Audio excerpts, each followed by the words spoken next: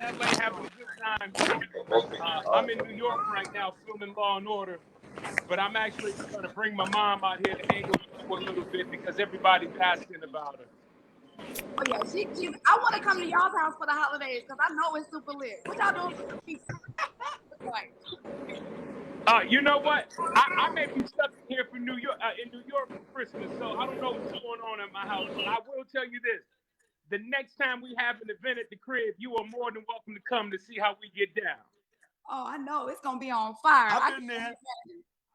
I've been there. I've been to a party over there. It's lit, man. Mama be doing it up. JB came by for my drive-by 50th when we celebrated my 50th last year during COVID. It was so fun, man. We had the slushies. You had the whole block lit up, bro. It was wonderful, man. That's the best drive-by. That's the best drive-by I ever seen. Well, being from Compton, JB, I had to have a drive-by. Hey, nothing better. It's a good drive-by. It's a good drive-by we're pushing, It was wonderful, man, celebrating you, man. And it was a beautiful thing, man. All the family, all the friends came out. Wonderful, man. Yeah, good time, good time. I think I saw T.O. checked in. T.O., are you there? Yo. T.O.? Trying to see if he checked in. I saw him earlier. I think his thing may have cut off. Now, Anthony, I got to ask you this. Is it true that you are planning on going back to school, get your degree at the same HBCU as your son? Your son's on here too. What's up, Nathan? Yo. Hey. Tell him, Anthony, is it true? It is true. I will be getting my degree from Howard University this spring. My son inspired me to go back to school to get my degree. We were going to work together in 2022.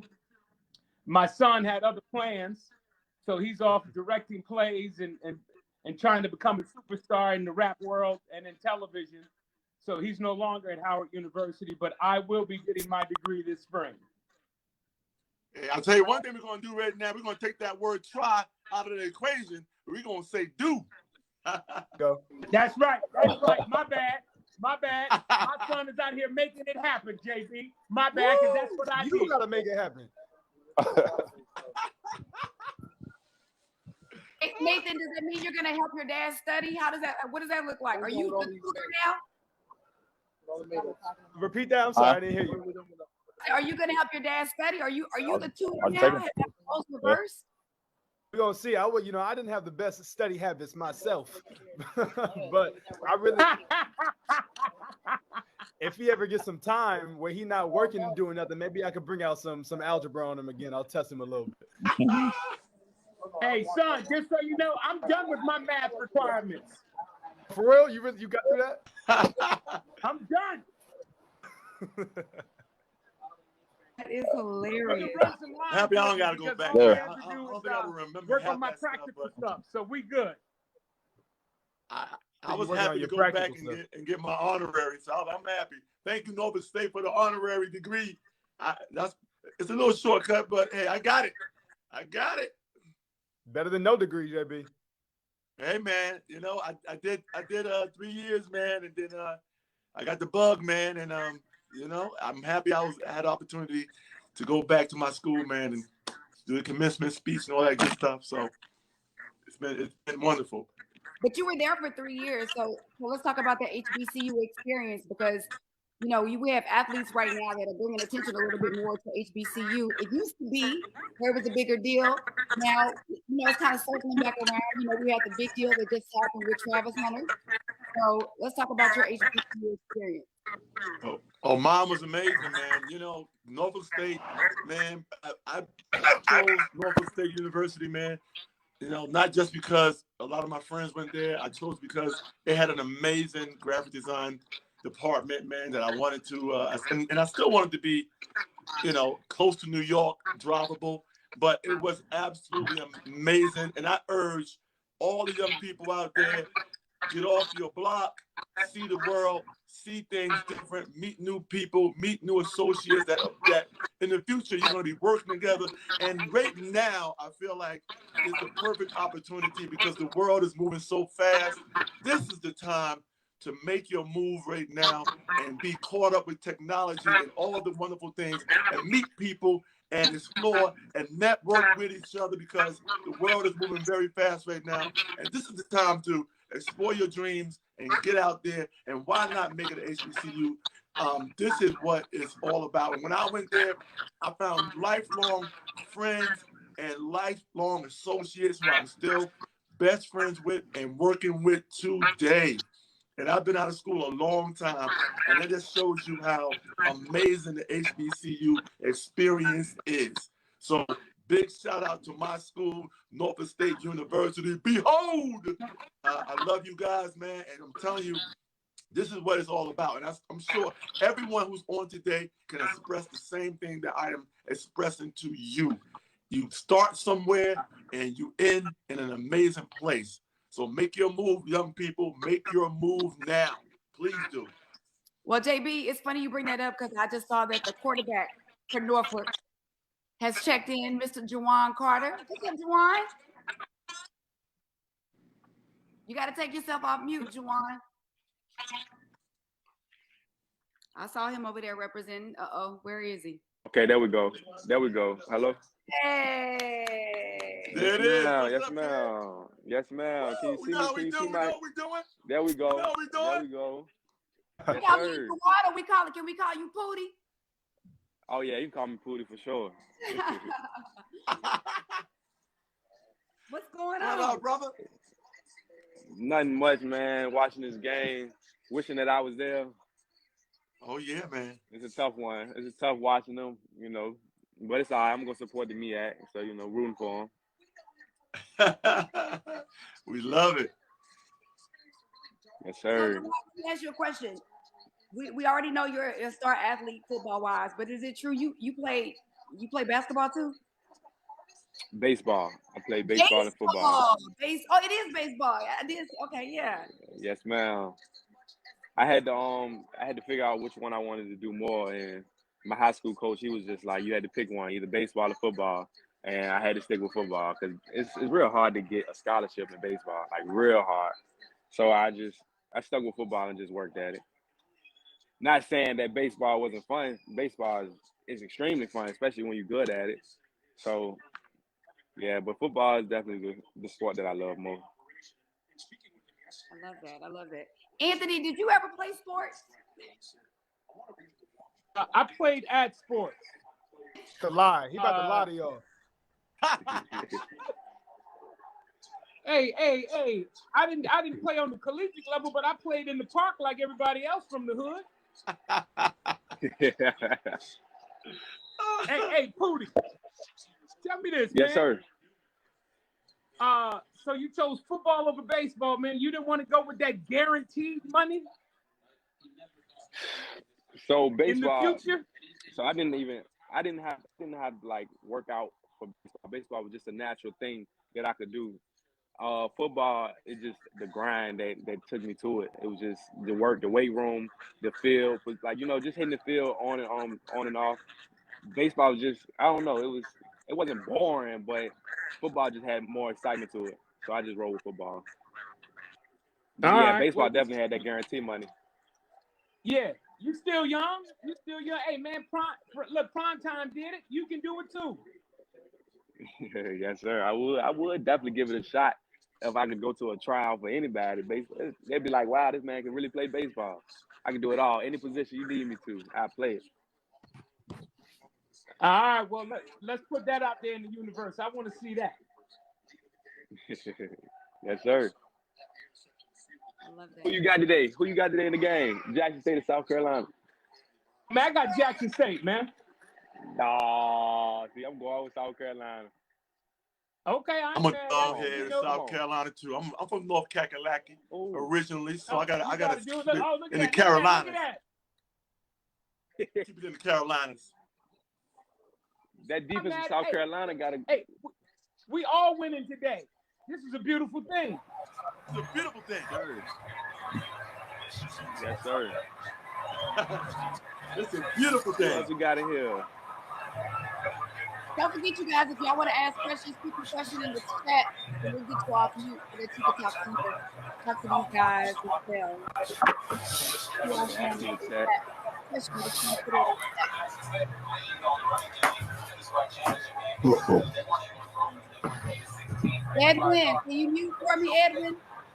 Oh, okay. Oh, okay. I'm sorry. That's all right, Mr. Edwin. White the third right there. The third, okay. Jade, I'm texting. Hey Jade, I'm texting To. He's having trouble signing on. So you did see him for a second, but he's having trouble signing on to the site. Okay, I thought I saw him in here earlier. Also waiting for Raekwon too. Raekwon Smith will be checking in here in just a few minutes. I know some of the guys were under the weather as well, so. On here. Oh, you are. There you go, Raekwon. Hey, there he is. Better speak up, man. Right. HBCU Male Athlete of the Year. Raekwon is in the building. Okay. Thank you. Congratulations, running back Norfolk. Hey, Norfolk is deep in the first quarter right now. Yes, yes. How we do, baby? What up, kid? What's up? What's up?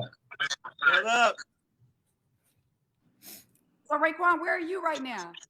Still in Atlanta right now. I got my awards last night. Oh, okay. Nice. Let's see that again. Everybody, I need everybody taking a video. Hey, by the way, make sure you guys are taking like little selfies with the guys when you come on the screen, so you can tag Let's Hang Live. You can tag Academy Sports and Outdoors. Let's see that. Let's see that trophy again, Raekwon. We got to see that. Yeah. Hey, a little blur. Like, hold on. Woo-wee. Yeah, kid. We proud. We love it. thank you. Yes, sir. Yes, sir.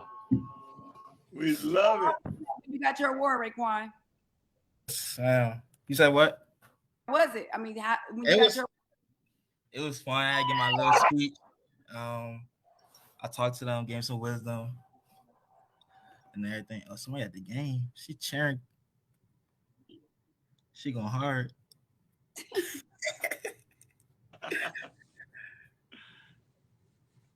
Nah, but it was a great experience. Jackson about to score! Jackson State just scored! Whoa! Yes. Well, you got on the Early. I'm just excited because every touchdown we donate money. Ain't that right, Jay? We donate money. That's right, you guys. Every time. It's $500. $500 courtesy of Hang, and for every field goal, it's $100. So look like Jackson State just picked up $500. So that's a good one right there, boy. You got to put yourself on mute, Hugh.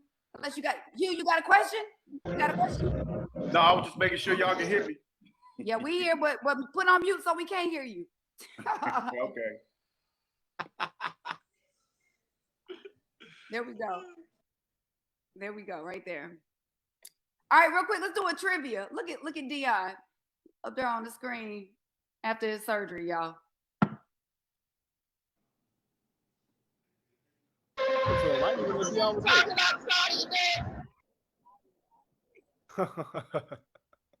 Is out there live at the game representing. All right, so check this out, you guys. Everybody get your fingers ready in the chat. The first person to answer this question right gets it. Is gonna get a gift card from Academy. So this is for all you JSU fans, since we just got that touchdown. All right. This is so easy. I can't believe this is even a question, but which top national recruit, don't yell out the answer, put it in the chat. Which top national recruit just made big headlines by switching his commitment from Florida State University to Jackson State University? Is it Devin Cole, Travis Hunter, Trent Evans, or Marvin Allen? Okay, we already got a winner. That was too easy. You can't win, Raekwon. Raekwon, you can cheat. You can't win. I thought it was for everybody. Let me see. I just saw it. Adrian Zuniga. I don't know how to say your name. Adrian, unmute yourself real fast. Adrian got it. But Raekwon, you did get it first though. But you know. Nah, Adrian, he can't win. Nah, he can't win. Adrian, unmute yourself. Congratulations. You just got you an Academy Sports and Outdoors card. Let me see how much it's for. We got a little hang hat that we pull from. Adrian, $100, baby. $100. That's good. $100 to Academy Sports and Outdoors goes to Adrian. So congratulations to you. Okay, so Juwan and Raekwon, I do want to ask you guys about the new NIL rule where you guys can now get paid. I mean, what's up? Let's talk about it. Are we getting paid? I mean, Rabbit could probably do more talking than me because I just graduated, so I haven't really been in the NIL that much. I've had a couple, but not really as much as him. So I'm gonna let him go ahead and do his thing. Well, with the NIL, getting paid for your name, image, likeness is a big thing, especially for the student athletes, and especially as myself. I took advantage of it, especially for HBCU athlete. I signed over 50 plus deals in the span since July 1st. So it's a blessing. You know, a lot of people been looking forward for this day, and it's great that now we get paid for branding ourselves.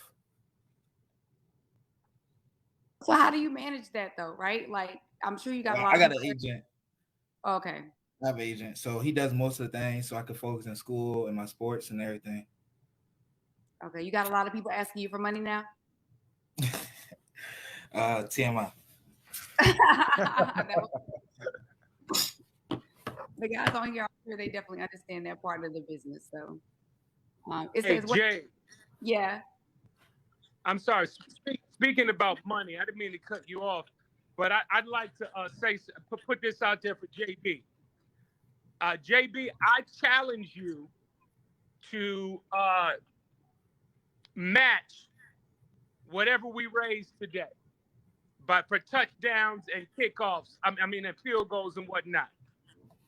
I'm gonna match it. I challenge you to match me, and we donate together. You already know my commitment, my brother. I'm in. I'm always in, baby. Let's go. I'm already ready. I'm already ready, brother. Let's go. You know how I do. Let's go, baby. So that means $500 a touchdown. $100. Man, let's go. You ain't saying nothing. And anybody out there who want to match me, matching Anthony, can join in too. Let's go. Matching food stamps, JB. Can I match in food stamps? All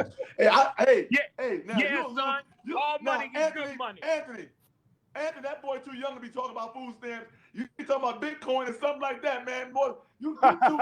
There'll be more technological savvy up in here. Don't you bring no food stamps up, boy. You too young for food stamps. Don't you bring no food stamps up in here.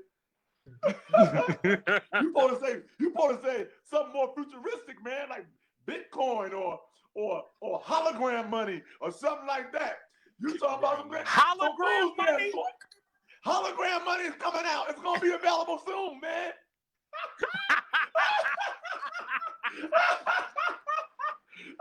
All right, so Jay, it's the next big thing. All right, so Jay, this is what I want you to do. Once me and JD and whoever is off on the first quarter, you keep the challenge going throughout the day and challenge all these other entertainers and athletes who are going to be on to match what me and JB are doing for HBCU. I love it. Ready, let's go. That's a great idea. Amazing. I love that. The seed has been planted. Let's go. So far we're looking at what, $1,800 towards Jackson State. So the $600 from Hang, $600 from JB, and $600 from Anthony. So, oof. Well, first off, JB, your math is off. Nobody kicked the field goal yet. Oh, they didn't? An Yes, extra they point. did. No, that was a PAT. That was a point after touchdown. So that doesn't count as a field goal. That's why the score is still 7-0. I wasn't even paying attention. Okay, so Hey, in Raekwon, you ain't got to shake your head at the lady like that, dog. You ain't got to shake your head like that. You don't know no better. wasn't paying attention. Yeah. Okay, so then we're at 1,500. We're back at 1,500. Okay, I'll do the other 300 things I said. I love it. We boogieing now. We rolling now. We rolling now. Don't forget, you guys, feel free to put your questions. If you want to talk to these guys, put it in the chat so we can get you off mute. In the chat, let's check in on each other. Let's see what's going on.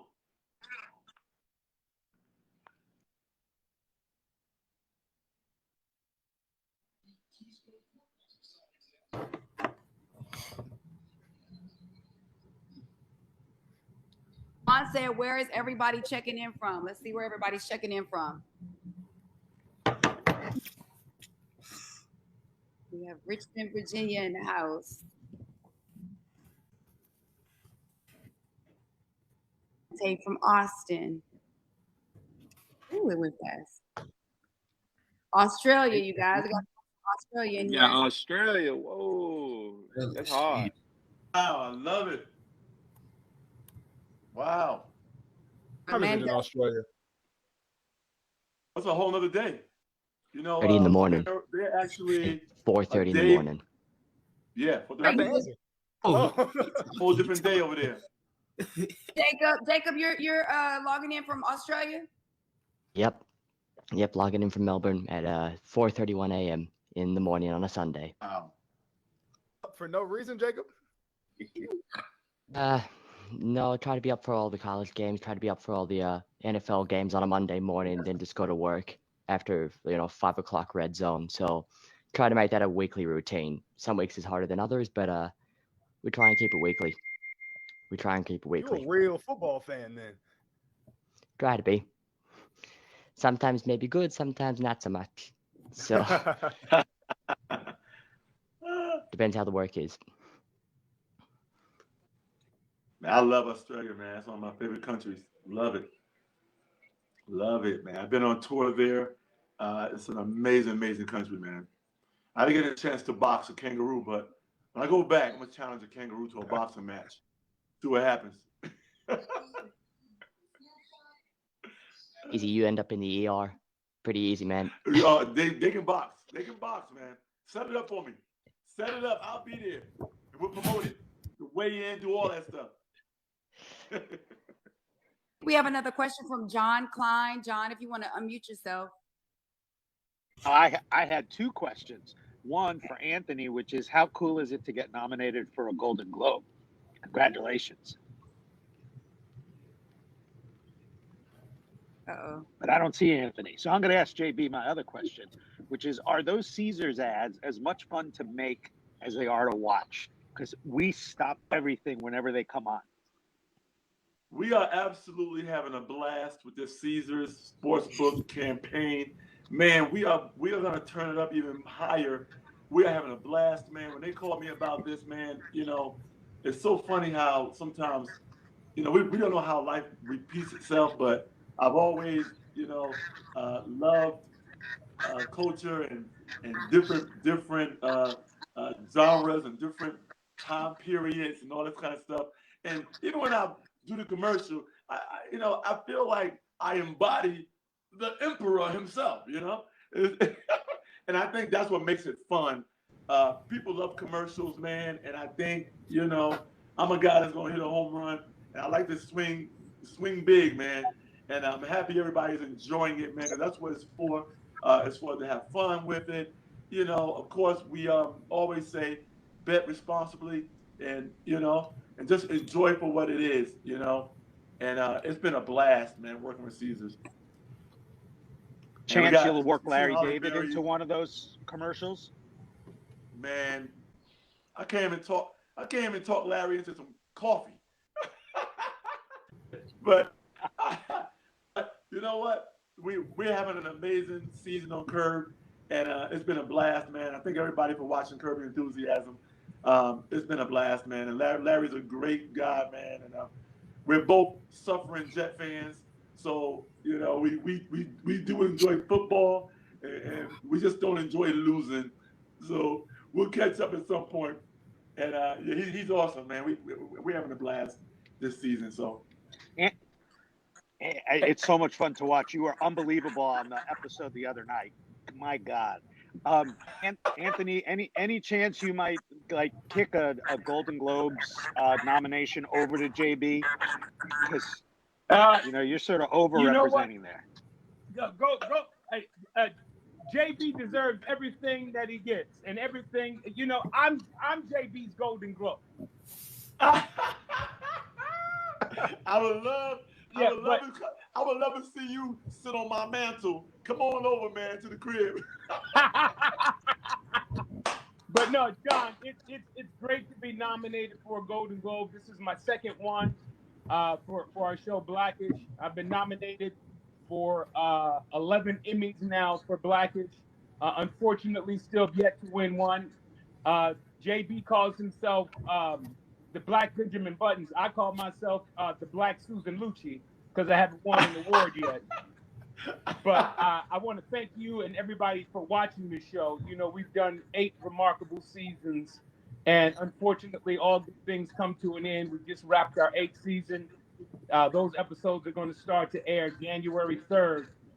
So we're going to go out with a bang. We have Michelle Obama on our premiere episode January 3rd. So that's how we're going to start our final season.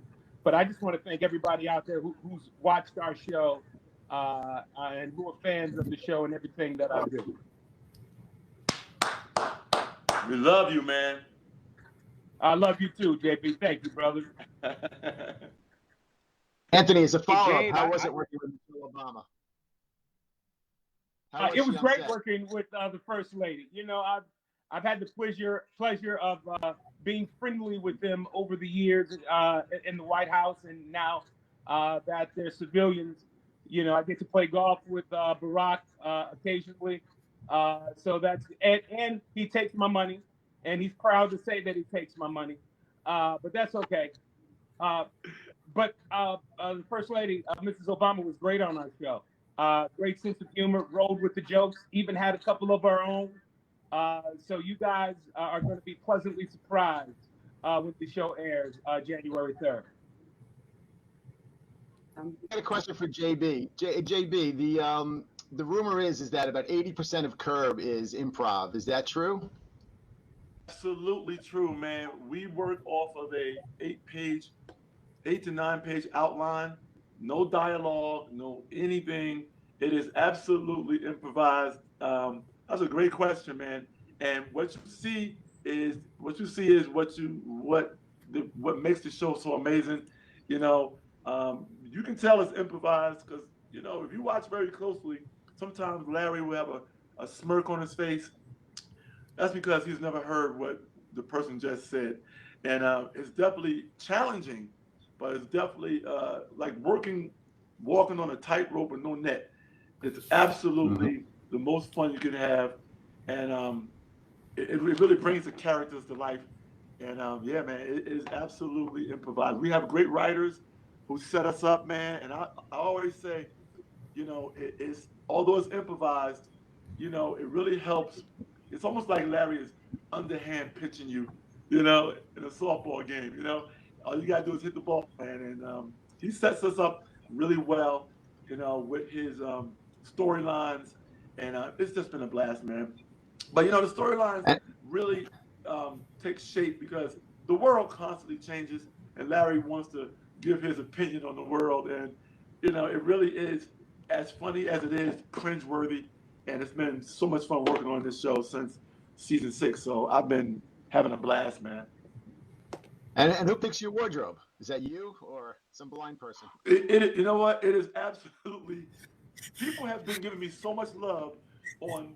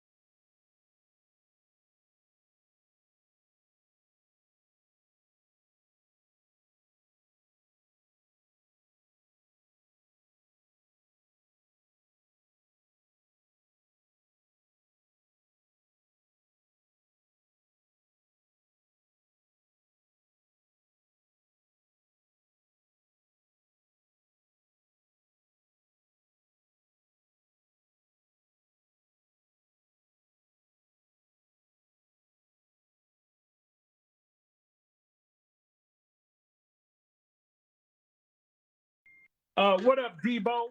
I think so. We're gonna No, have it's some cross Depot. promotion. It's Depot. Depot. Dipo. Depot. Debo. Not Debo from Okay. Friday now. Not Debo from Friday. I was okay. That ain't a bad thing to be Debo from Friday. You can snatch chains and ride bicycles. It's all good.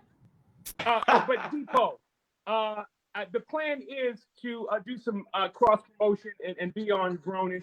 I'm also going to direct a couple of episodes as well. So you'll see me in front of the camera and behind the camera on Grownish this season. I appreciate you, man. You got it. All right, Dante. Dante, go ahead and unmute your mic. Dante Shepard, you had a question as well? Oh, what up? Appreciate it, Lady J. JB, happy birthday.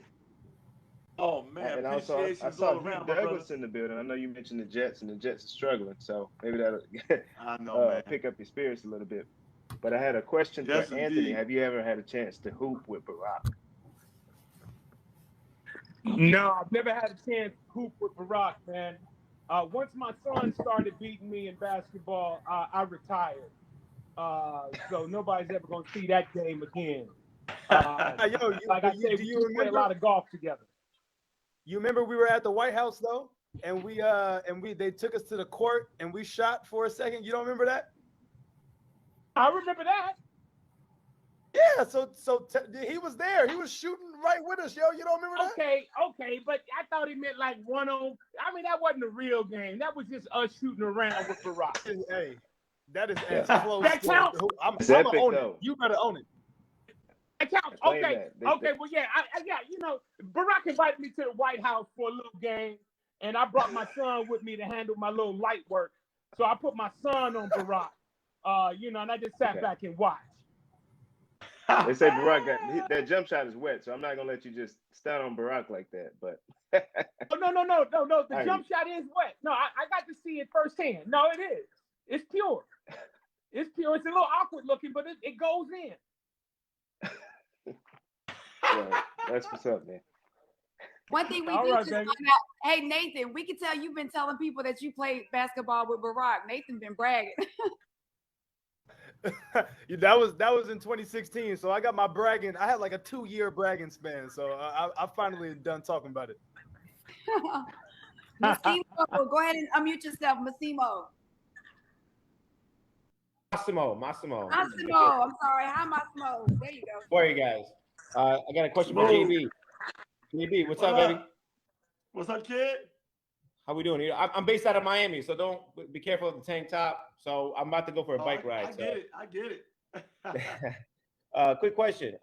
So I was watching Hall Pass. Yo, that's no joke, man. That group of guys, like, it feels like you guys knew each other forever. Like that's my kind of group. How was it working with those guys, with Ryan Sudeikis, Owen Wilson, and those guys? Oh man, it was so great, man. You know, anytime I'm working on a movie, movies are my biggest love, man.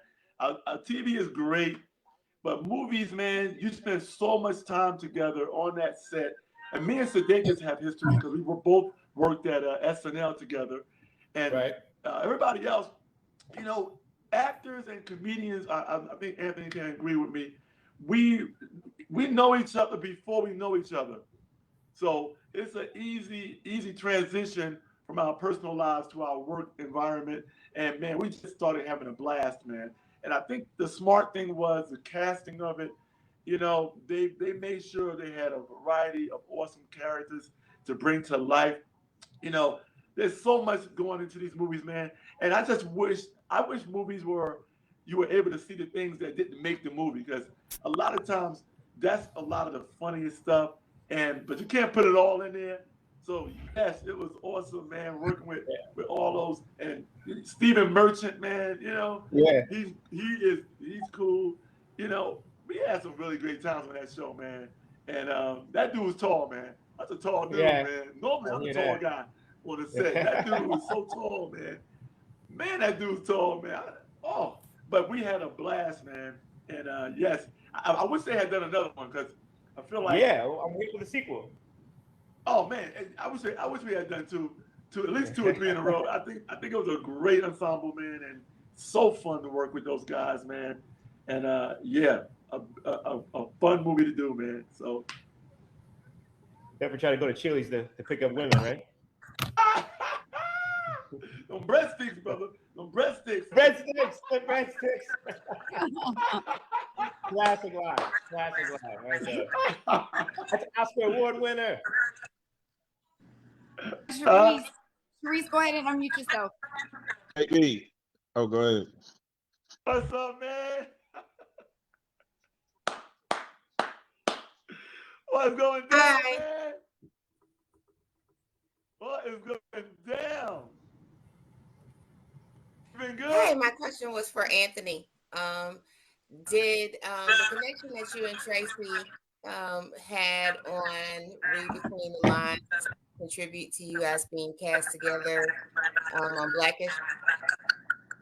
No, Tracy and I have been friends for, for close to 15, 16 years. And, once Kenya and I, sat down and came up with our show, I got to handpick the cast. And Tracy was in the middle of the pack when she came in to audition. And after the first read with her, I told her to go outside and tell the other girls that they can go home because the job was hers. There's always been chemistry between Tracy and I, just on a personal level. But when she came in to read for the character of Rainbow, it was no denying it. So I got to handpick the entire cast, with the exception of Lawrence. We brought Lawrence on in the beginning, but I got to pick all of the children and Tracy. And I think that's just a testament to why the show was as successful as it was for the last 8 years. Awesome. Wow. And did any your choice for Howard have anything to do with your character choosing Howard and his son? Oh, of course. I mean, the character is based on me and based on experiences that Kenya had. So all of that. All of his idiosyncrasies, his mannerisms, his outlook on life. Those were pages taken from our lives. So of course. Awesome. Thanks. You're welcome.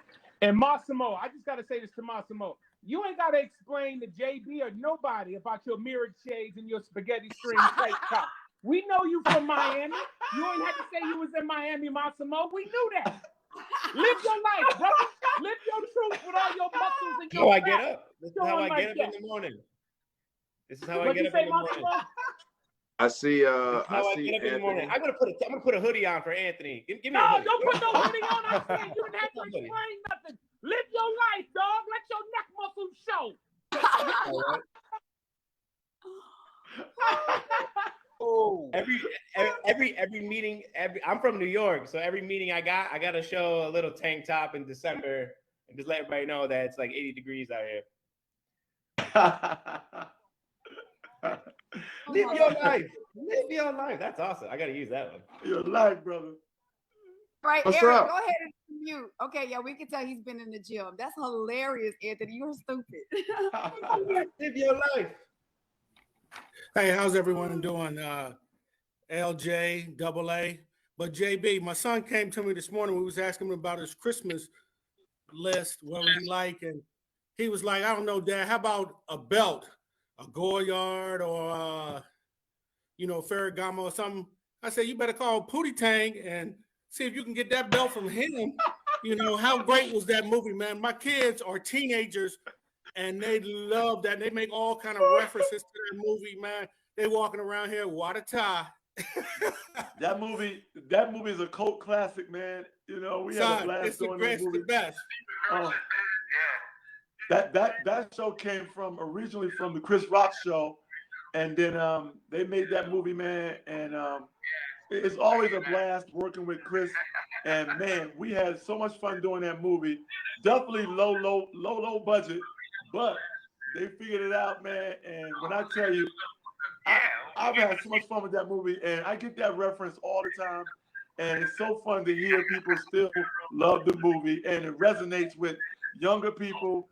And it still is one of those movies, man, where I'm walking through the airport and somebody will bring up, hey, man, what up, Chucky? Hey man, yeah, they're teenagers, man, and they know all the all the words, all the little innuendos from the show. So y'all did a good work on that. You know what I'm saying? My main Damie.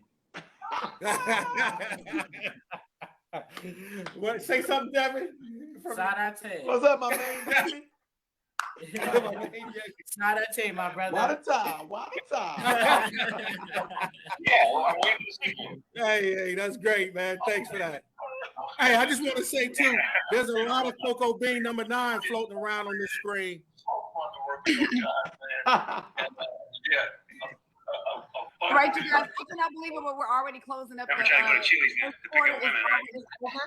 As you mentioned before, Massimo. Okay, we know you got your muscles on mute. Thank you. Yes, sir. Thank you. I'm just running around today. Sorry. Okay, it's no problem. Academy and Hang, of course, are giving back to HBCUs, and it is the season for giving. So please make sure you check out the rotating ads at the bottom and Hang for the JSU and South Carolina State. You can click those and go directly there, and you can make donations. There are donation pages for the schools. JB has already decided to match. So at the end of the game, he's going to match whatever Hang is donating. Again, we're doing $500 for a touchdown and $100 for a field goal. And Anthony has kicked that off. And so we're going to make sure that all the rest of the celebrities and actors and athletes and everything do that as well. So I appreciate you guys for hanging with us for the first quarter. JB, you have been absolutely amazing. Anthony, Nathan, you guys are, feels like family on here. It really, really, truly does. Raekwon, Jawan, thank all you guys for hanging with us on the first quarter. Is this thing on?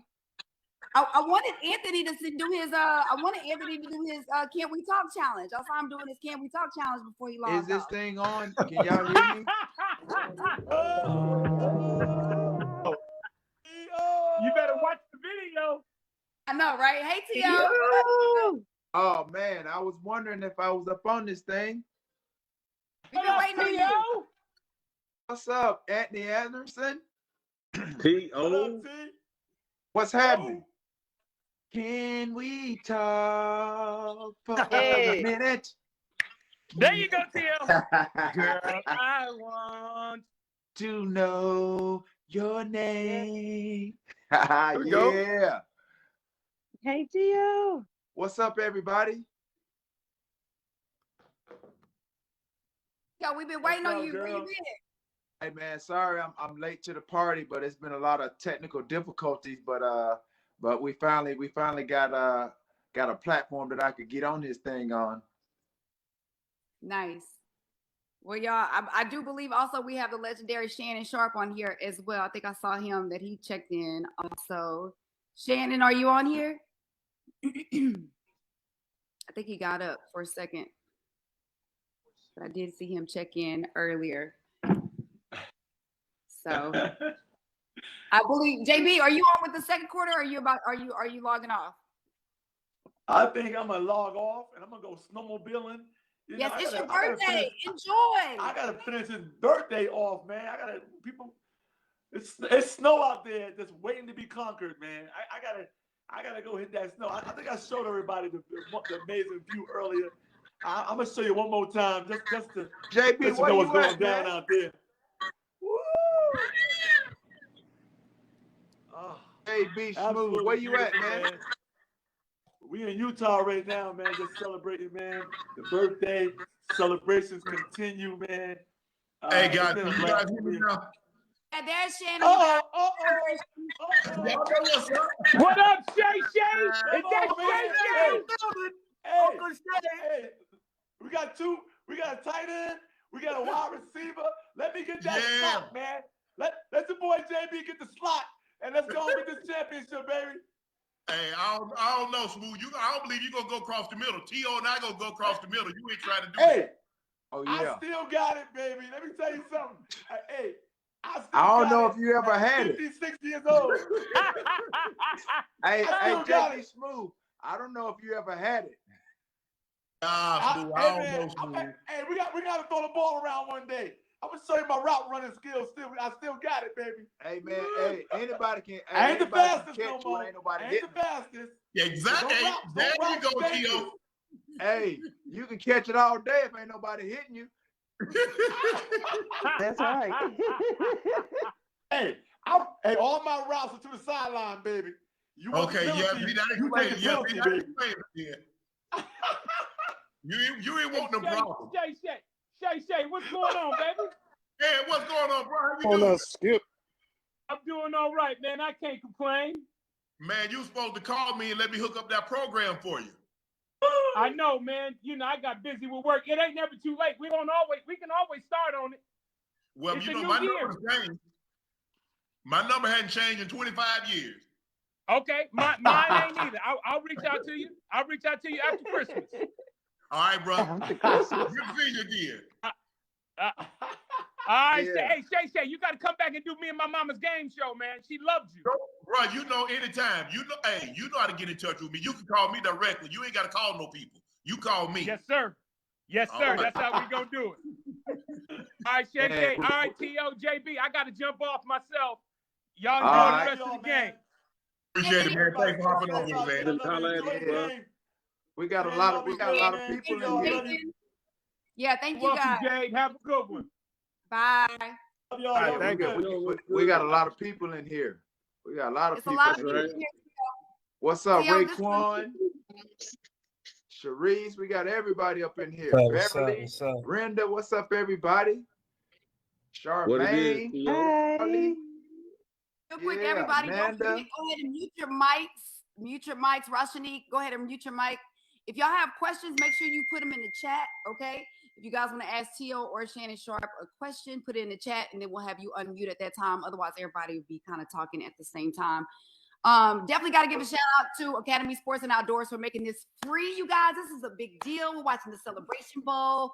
And we have some of the most amazing talent on here today. Y'all, Shannon Sharp and T.O. What? Hey, Shiloh just got an interception. Get it? Yeah, look at Shiloh. Go. Shiloh just got an interception. Come on, Shiloh. You gotta take that one back. Oh yeah, I thought he was about to get a little high stepping going on if he could have got outside. T.O. Right, so T.O. and Shannon, I got a challenge for y'all because Anthony told me to challenge you guys. So what Hank is doing is they're donating $500 for every touchdown to the school that makes the touchdown and $100 for every field goal. Okay. Now, Anthony and JB, they're both matching. Okay. So he said, I got to keep this thing going. So Shannon and T.O., I'm going to put you on the spot. Okay.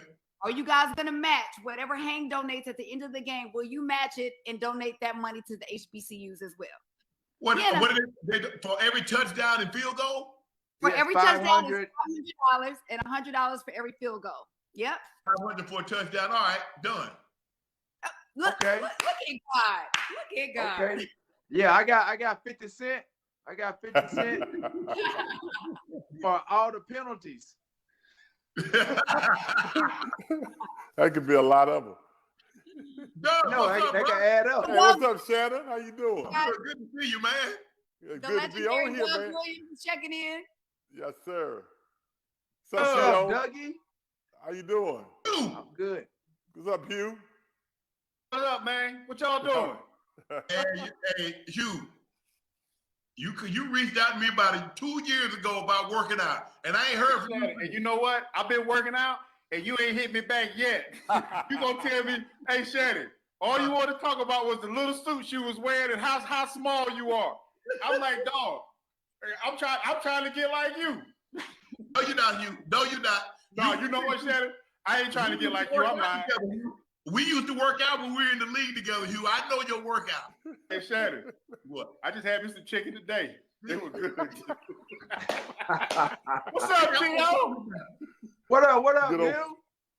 Ain't nothing much, man. Hey, you know, I've been on here for a while, but Lady J told me to be quiet, so I was quiet. No, I'm sorry.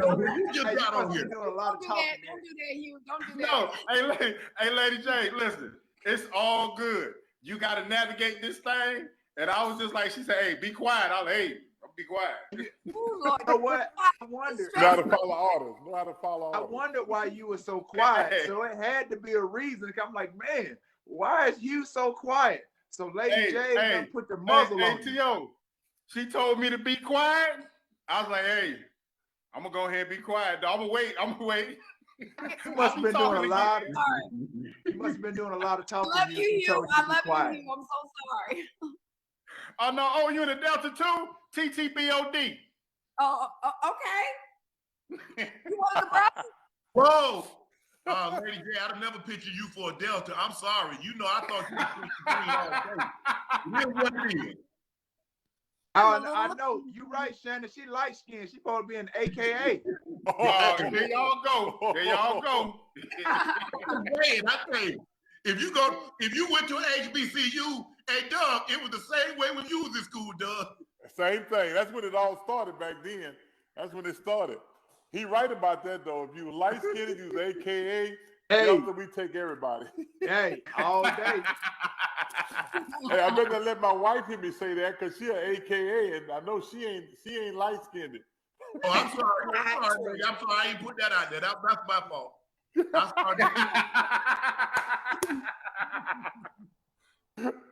Oh man. Okay, let's How's see. everybody doing, man?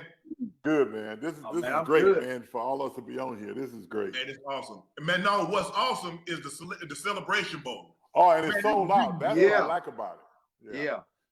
You know what the best part about it is? The best part about it is no matter who playing in it, they represent all of us. Yes. They represent everybody who went to an HBCU. Man, I wish we could have something like this when I was in school. I know we'd beat the break out Central State. I know that for a fact. Hold up, Shannon. Don't put that out there, Shannon. Don't put that out there. Hey, you know I played with Big E now. We had Big E when we was there. Hey, we had Vince Buck. Come on now. Yeah, Big. I played against BB. We was in the East-West Shrine game together. Hey, talk about the East-West Shrine. What'd you say, Shannon? I heard you the other day. I'm better than everybody out here, huh? I'm better than you. I'm better than you. I'm better than you. Hey, is T.O. still on there? Y'all talking about Black T.O. College? there at the corner. Yeah, I'm right Y'all here. talking about Black College. Black College. T.O. don't know a lot, but I saw him when he was playing in the blue-gray game down in Mobile, Alabama, and I knew right then that he had some stuff with him because everybody else couldn't play with it. Man, listen. Hey, Doug, let me tell you. When T.O. came to Philadelphia, I'll never forget, we playing the Baltimore Ravens. Donovan McNabb threw they called a worm, but he threw a ball to the ground. T.O. was running a crossing route. He scooped that thing up off his toes. And I was like, boy, this boy right here in mid-stride and took it in for a touchdown. I'd never forget that play. That's what he did. Ain't nothing wrong with that. Hey, if I could do it all over again, hey, I appreciate that. If I could do it all over again, especially seeing what Dion is doing, not only just for the university, just for Jackson State, but a lot of these Black African American kids. Now I would take myself to a HBCU school. I really would. He's doing a great and an amazing thing, especially with his sons there. And obviously, like I said, the movement has already begun. Considering what he just got, he got one of the top picks that decommitted from FSU to go to JSU. That was huge. That was an historic moment. And I think this is the start of something great to happen. Well, you know what? I don't think a lot of people give Dion credit. A lot of them just think that he just went to Jackson State and started coaching. But Dion's been coaching a long time, and I think that's what makes it so much special because this ain't his first rodeo. Right. And they didn't give him credit. So what he's done at Jackson State is more than, look, I went to HBCU, I went to the SWAC, and Dion has brought so much to the conference and to Black college football. Yeah. We can't even explain, to be honest with you. We can talk about this for all day, and we cannot explain what Dion has done. You know what the thing that irritates me about all this though is that all week long, all you heard about was how much money they gave this young man, and if they pay him everything. Hell, man, these PWIs been doing that for years. Yeah, but you know what? They might not give him anything. That's the only reason. That's what they're saying. That's how deep. It's speculation. You're not giving a young Black man a chance to say this is what I want to do. It wasn't about money. It's about what it is, Doug. What it is for the longest time, because it's somebody they wanted. You're not supposed to get somebody we want. We take what we want, and then you get what we don't want. Now, if they got something you wanted, it's always been like that. You know, in the beginning, Doug, you and I grew up in rural in the South. Tell me about it. They gave us the leftovers, what the pig ears, the pigtail. They didn't want. We wasn't getting ribs. We No. weren't getting shoulders in the park going, Oh. we gave you what we didn't want. Now all of a sudden we turned into eating salt meat. Yeah, and now you got to buy it. So Travis Hunter was something they wanted. And he went where they thought that's, hold on. Like Dion said, you know, that's supposed to be beneath him. Well, we want you. You can't go where we want you. And so it shook up the establishment. And everybody's like, what about the resources? You didn't even know who this kid was until he said no to FSU and went to Jackson State. And now you're really not concerned. You're just upset that he told you no. Yeah, I agree with that. You're so correct about that. And it's a shame that happened.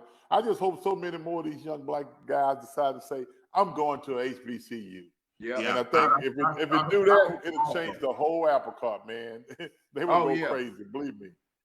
You know what I tell people? I said everybody should have to spend one semester or one quarter at an HBCU to get what it's like. Hugh, you know, to go to a step show, to be on the yard, to sit in the park, to hear the bands play at halftime at the game. Because here's the thing, the battle of the bands, because you don't want to get outdone. You're like, hold on, halftime on. Y'all can't be battling. It's time for us to battle on the field. Y'all battling in the stands. Hey, Shannon, I don't know how it was for you at Savannah State, but when we went to practice, the band was at practice. Boy, hey, I don't know what y'all called them at Savannah State, but when we saw them bells walking out there, boy, boy, them bells, boy. Oh my God. I get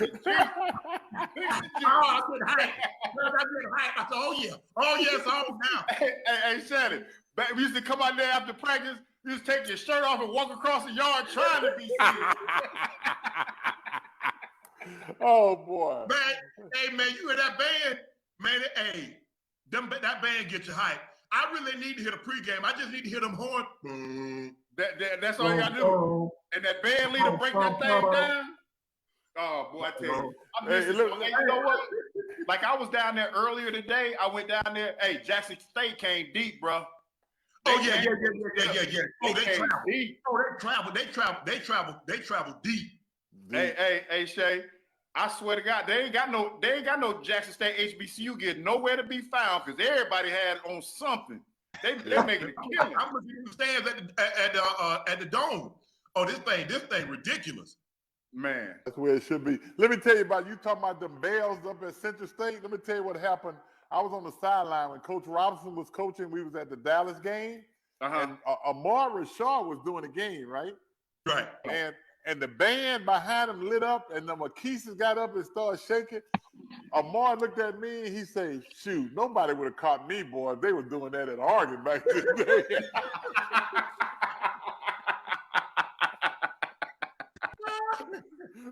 Man, it's an experience. And you know, the thing is, that's where you learn. I mean, really, I learned a lot of my material, what I use on Undisputed, from being at a black college. Because if you can't join, oh man, listen, that's every day. Hey, that's every day. Because you got to be able to hold your own. Because they talking about your clothes. They talking about everything. There ain't nothing off limits. Nothing off limits. Man, talking about your mama. Hey, everybody. Hey, the only time you used to fight is when you ain't had no more ammunition. You ain't had nothing else to fight. Right. You got left with these hands. You got to catch these hands. And then you don't fight the guy that's joning. You fight the guy that's laughing. What you laughing? Right. Yeah.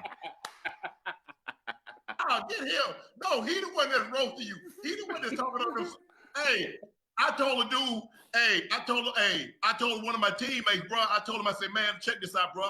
He said, I ain't know you wear summer clothes all the time. He said, what you mean, Sharp? I said, you got on some of my clothes, some of his clothes, some of your roommates. Man, dude looked at me and wanted to fight. I said, oh, hey, I told y'all thought y'all didn't know I had this talk game, but I've been waiting on y'all. Hey, you got to be able to join. You got to be able to join. I was real quiet my freshman year because, you know, a lot of upperclassmen, I said, but my time coming. Boy, by my sophomore year, I wrote everybody. Hey, that's kind of hard. That's kind of hard to believe you were quiet, Shannon. That's about like people saying I was quiet. You know, when you first get somewhere, T.O., you gotta survey the landscape. Okay, you gotta learn the scope. You gotta learn the scope. You're right. You gotta fill it out. Who gonna get real serious and want to fight it the first? You know, I surveyed it. Okay. Yeah, now, you got to fill it out. Yeah. But man, there's nothing like I wouldn't trade that experience. And I was on last week with Eddie George and I'm trying to think who else I was on with. Oh, J.R. Smith, because J.R. is at A&T right now. Right, and I was saying how going to a black HBCU, I had a professor, and he never brought books to class. He always had a whole piece of chalk in his pocket, and he would just start writing on the board. And I'm like, damn, how does he know that it's on this page and this is the term? I'm like, how does he know that? I said, there's got to be something. So I get the book, and he's the author of the book. So the guy that's teaching me the class is the author of the book, the text that he's teaching me from. That's when I realized I was at a place, I was somewhere special. Because before that, I didn't know. They taught me history, that we did other things, that we created things, that we were great thinkers and we were great people. Man, I wouldn't trade that experience, and that's what I tell people all the time. I said, I wouldn't trade that experience for anything. That's the single greatest decision that I've made in my life. Hey, well, when you do me a favor, then when you see that cat Doug Gottlieb running around there where you work at, you need to let him know, Shanny. What, hey, man, look here, man. You know, sometimes people just say stuff just to be saying stuff. And I don't see, sometimes you have to understand how not to dignify everything with a response and just let it come. Yeah, I mean, still learning how to do that. Yeah, right. Yeah, sometimes you just gotta let it go, man, because you understand what it's all about. You gotta let it go. Because I mean, me coming back and saying he has, you know, he says what he says. Okay, then what? How do I disprove him just because? I mean, look at all the guys that Doug Williams didn't go to LSU. I didn't go to Georgia. Guess what? We made it. Doug won the Super Bowl, the first black quarterback, the Super Bowl MVP to win a Super Bowl. I'm in the Hall of Fame. Walter Payton, Jerry Rice, Michael Strahan. All of them. 4 guys in the Hall of Fame from Jackson State. 4 guys from South Carolina State. So don't tell me it can't be done. Right. Oh yeah. The proof is in the pudding. Yes, it is. The proof is in the pudding. But you know what though, T.O., let me say this. Yeah. You should have been at a black college because that's how you are. You act like I thought Tennessee Chattanooga was a black college, to be honest. Hey, you ain't lying. I had no idea where I was going, so it might as well have been an HBCU to me. And let me tell you something. T.O. is black college through and through because I played with a lot of guys like T.O. He should have been at a black college. Ain't nowhere in the world he should have been over Tennessee, Chattanooga, wherever the hell that was over there. Hey, I went where I could go, man. I don't even think I had many offers, so I just went where I could go. Well, I hate the fact that Coach Rob didn't come looking for you, man, because you'd have been great over there at Grambling. Or anywhere else. And I would have gone too. Anywhere that they gave me a free ride, I would ride. Yeah. Well, T.O., you had Alabama A&M, Alabama State. Yeah. Shannon, I had no idea. I'm telling you, my story, bro. I had no idea that I had the skill set to play really beyond the collegiate level. You know what I mean? I only got to UT Chattanooga on the heels of the receiver that they were recruiting. And like I said, they just offered me like a package deal. They were reviewing, they was watching film on him. I didn't even start. And then I made a few plays during my, I think, senior year. And they asked me, like, yo, we're gonna give you a full ride, but they were recruiting the receiver Derek Hall. That was our starting, our number 1 receiver. But who is he now? Where is he at now? He didn't go anywhere. He didn't go anywhere. They should have gave him a package deal and let him come with you. Right. Yeah, man, they didn't. I don't really think they expected too much of me. Like, I remember when I first got to campus and we did all the evaluations, we did like all the 40 yard, we did all the speed work, trying to do all the value. I was amazed because everybody they were running like 4.3s, 4.4s. I mean, these guys were blazing. You know what I mean? I was nowhere near that. So I knew somewhere along the line I had to get on par with these guys. So I just kind of kept working. Like I said, I was on scout team my freshman year, all the way to like week 9 or 10. And that was when I got an opportunity to play. my whole freshman year, I pretty much, you know how scout team is. You run the plays for the number one defense or what have you, the starting defense. And so we were just running the plays or whatever. So that's how I got better catching the ball. So I was just running the cards, and then the defensive coordinator, he was getting mad at me because I was catching the ball on the number one defense. It was their job to stop us. We were just giving them a look, but they couldn't stop me. So later on, like I said, later on in the season, I kept doing this week 1, 2, 3, 4, 5. And then later on in the season, those guys, the defensive guys, they was like, man, this guy should be playing. Like, he's catching the ball, this and that and the other. And then that's when I got an opportunity to play my freshman year. And then it was short-lived because I played my first game. I caught a little seam pass. Like I said, I was probably like 190 pounds at best. I was skinny, scrawny. Caught a pass. Safety hit me up under my shoulder pad, broke my collarbone. I'm out for the rest of the season. I'd have like two more games left, so I missed a medical red shirt by one game. But that off season, that summer, I went home, got on the weights, got bigger, faster, and stronger, and everybody saw the difference in my sophomore year than my freshman year. And then my sophomore year was like my breakout year. That's when we played Marshall, Thunder, and Herd. They was in the Southern Conference at that time. And they were the defending champions. So they came back to our place. I remember the game very vividly. It was October the 2nd. I'm talking about the best football night ever, probably like about 72, 73 degrees. I mean, clear skies. We beat them 33-31, and I had all 4 touchdowns. That was the first time I ever had that many touchdowns ever in my life. And that was the start of something special. See, what you running now? What you run about a 4.6, 4.5, what? Oh, no. I can get you a 4.4. I can get you a 4.4. Right now? Yes, sir. Okay, my bad, dog. No disrespect. Yes, sir. I just did that over the summer. I just did that over the summer. 4.4. Yeah. Hey, I'm in a very fast car if I run 4.4 in the 40 right now. Shoot, it'd take me 4 days to get the 40 out the way. Hey, TL, real quick, we do have a question from London. So you guys, we are completely sold out on Hang. Again, shouts out to Academy Sports and Outdoors for making this iconic conversation absolutely free. We do have some Academy trivia coming up. We're going to be giving away some gift cards. But a guy named Corey Gittins from London is checking in. We have people from Australia today. I mean, this is like nationwide, you guys. This is amazing. Corey wanted to know, T.O., who is the best corner that you ever lined up against? Oh, there's a number of them. I mean, I didn't get to play, obviously prime time. Like, I didn't get to play against him at the height of my career, but he's obviously number one of the best. But around the time that I played, you had guys like you had Sean Springs, you had Champ Bailey, Darrell Reeves. You know, we had Bobby Taylor, all those guys.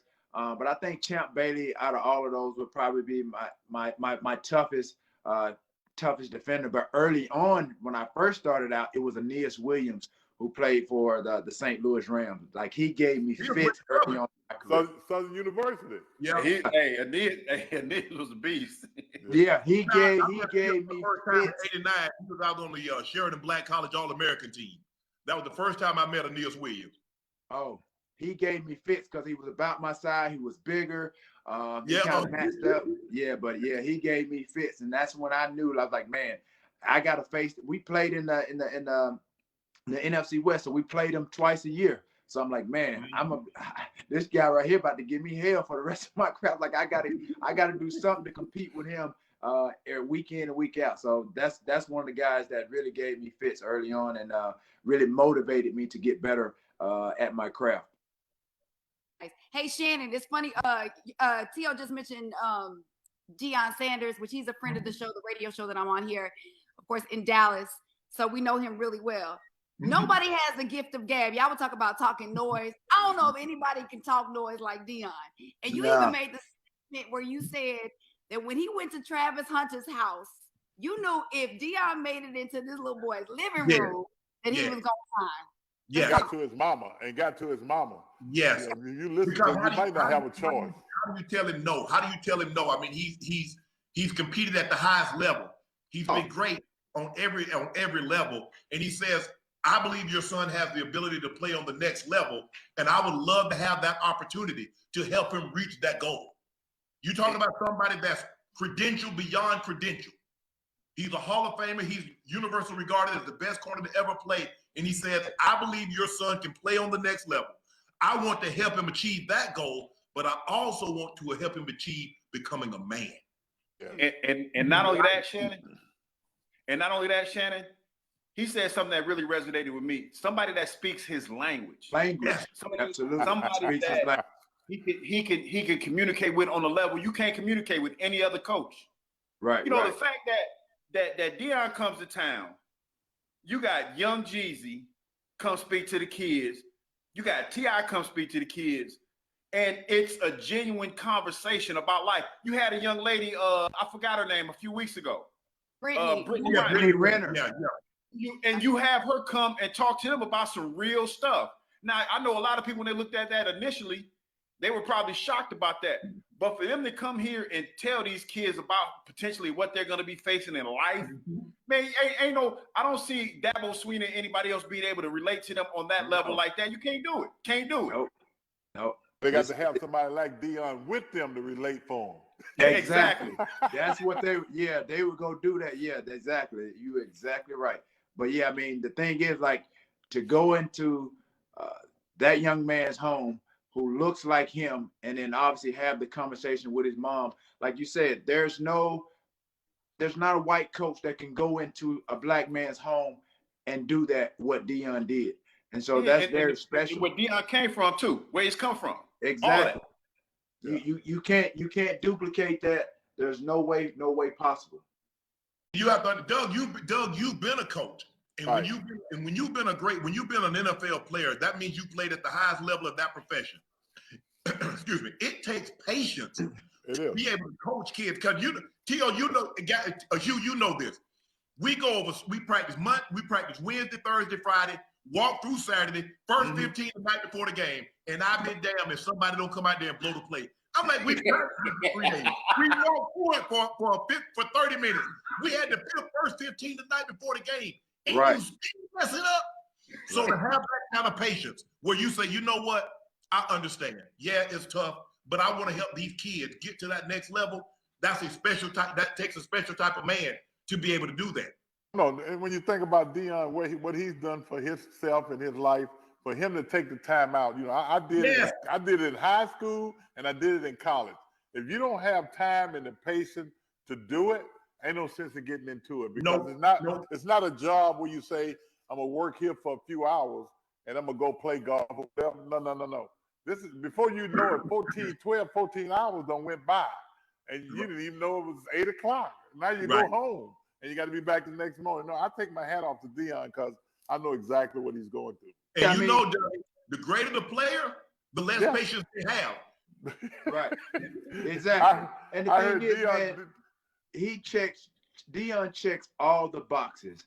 It's just like me. It's just like me with my son, and I try to break it down to him, because he lived with his mom and he wants to play football, this and that and the other, and he wants to play receiver. But then he would try to listen to his mom about football stuff, and I'm like, look, I'm not trying to undermine your mom by any means. I said, but why wouldn't you listen to me? I've done it at every level. I've done it in high school. I did it in college, and I did your dad, man.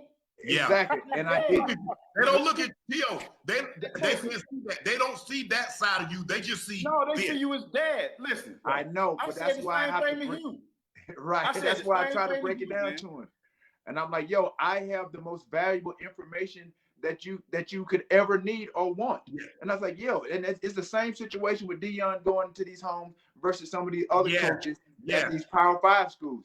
Deion has done it at every level, and he's doing that and then some. When you talk about, again, like Shannon said, he's trying to educate these men, bringing people in to see what they're going to be faced with, as they go through their career, so they don't have to go through the ups and downs, the pitfalls of some of us, what we've gone through. So he's checking all the boxes of some of these other coaches that they can't check. Yes, he can teach you things that a wise man will learn from others' mistakes. A fool will learn from his own. Right. Deion says, I've gone through some things that I can prevent you from bumping your own head. Right. So if you just listen, just pay attention. And I think the thing is that just think about it, Doug. When we were growing up, if we could have had somebody that played college ball or played professional ball come talk to us. Oh. What? Well, at Grambling, At Grambling, what Coach Rob did, you know, all the guys like Bud Buchanan, Willie Davis, Willie Brown, and Charlie Jordan. What Coach, during the springtime, we'd be in the heart of practice, man. And if they show up, practice stopped because he was going to let those guys come and talk to the team, no matter where he was in practice. It wasn't one of them things where you set them aside to practice over with. No, he wanted you to hear from them while they was there. You know, so Coach Rob gave us all that what Deion is doing right now. What you need, dog. Because you see guys that you like guys. Hold on, these guys wore the pads, practice on this field, had the same helmets, and they got to that next level. I can do it too. Yeah, Coach Rob. You know, Deion. I don't know whether you all heard his press conference, man, but I heard his press conference, and I can tell you this. I wanted to suit up, and I know damn well I can't suit up right now. but Deion had me at that level, and he made me think about something that Coach Rob used to always tell us, and that is we've done so much with so little, we can almost do anything without nothing. And when you listen to that, you feel like you can go out there and kill the world. He said, and I don't feel, let me tell you something, I don't know what you had at Central State, couldn't been no better than what we had at Grambling. We didn't have much, but I knew if I could do this with what we had, just imagine if you give me some more tools. Basically, I got a screwdriver and a monkey wrench. So imagine you give me a knife, and you give me a sledgehammer, you give me, oh man.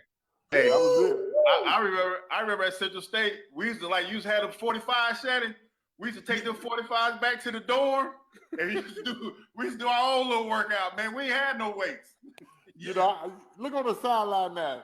You got all the Gatorade and everything. We had a water fountain on the side of the shed with a hose pipe. That's how we got water. Yes. That's crazy. Hey, and didn't complain. I wouldn't take nothing for it. There ain't nothing I would change, man. Hey, man, I try to tell my, like, I remember going outside drinking out the hose pipe. Won't do that now. Won't do it now. Won't do that now. That you gotta let it run for a little while. That water been sitting in the sun all day, gonna burn you. You got hot water, baby. You got hot water.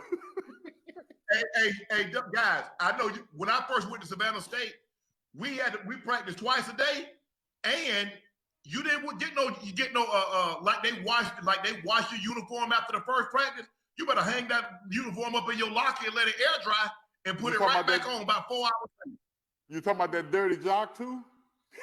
Yeah. Hey. After every practice, you get your clothes washed. You know what I remember about being in? I remember wearing ponies. Y'all don't remember the ponies though. Well, I had ponies in high school. Hey, I had Saucony. You remember Saucony? I remember Saucony. So don't tell me about pony. I had Saucony, baby. Okay, my bad. I digress. All right, real quick, guys, we got to squeeze in us some Academy trivia real fast. Shannon, this one is about you because you over here representing Savannah State University, so don't yell out the answer, you guys. For anybody who puts it first in the chat, you will win an Academy gift card.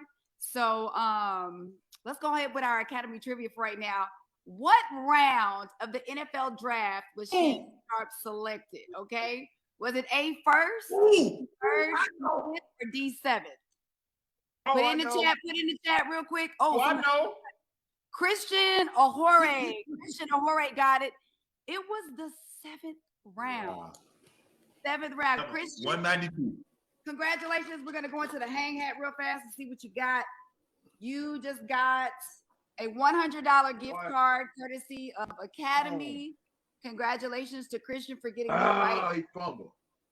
Shannon, we got to talk about this. You had an amazing career, but 7th round. Who would have ever thought, right? Yeah. I thought I was going to go a lot higher than what I was, what I got drafted in. You should have. And I just remember going to the blue-gray game, which we played on Christmas back then in Mobile, Alabama. No, it was Montgomery. I think it was Montgomery. It was in Montgomery. And then I went to the East-West Shrine game, and I remember looking around at all the receivers, and I just remember getting on the phone and calling my brother, telling him I'm better than all these guys. But at the end of the day, where you get drafted doesn't have anything to do with what you're going to do once you get there. Yeah. Because, okay, yeah, you're going to get some more money. You might have a little more security, but you're going to have to put those pads on. That first round, that second round, third round ain't going to help you when you got to see me and I'm hungry. I got a grandma that's living in 1,000 square foot with cement floors and a tin roof, with no indoor plumbing, no running water, no central heat. I know you didn't grow up like I did. I know you're not as hungry as I am. You're not willing to do what I'm willing to do.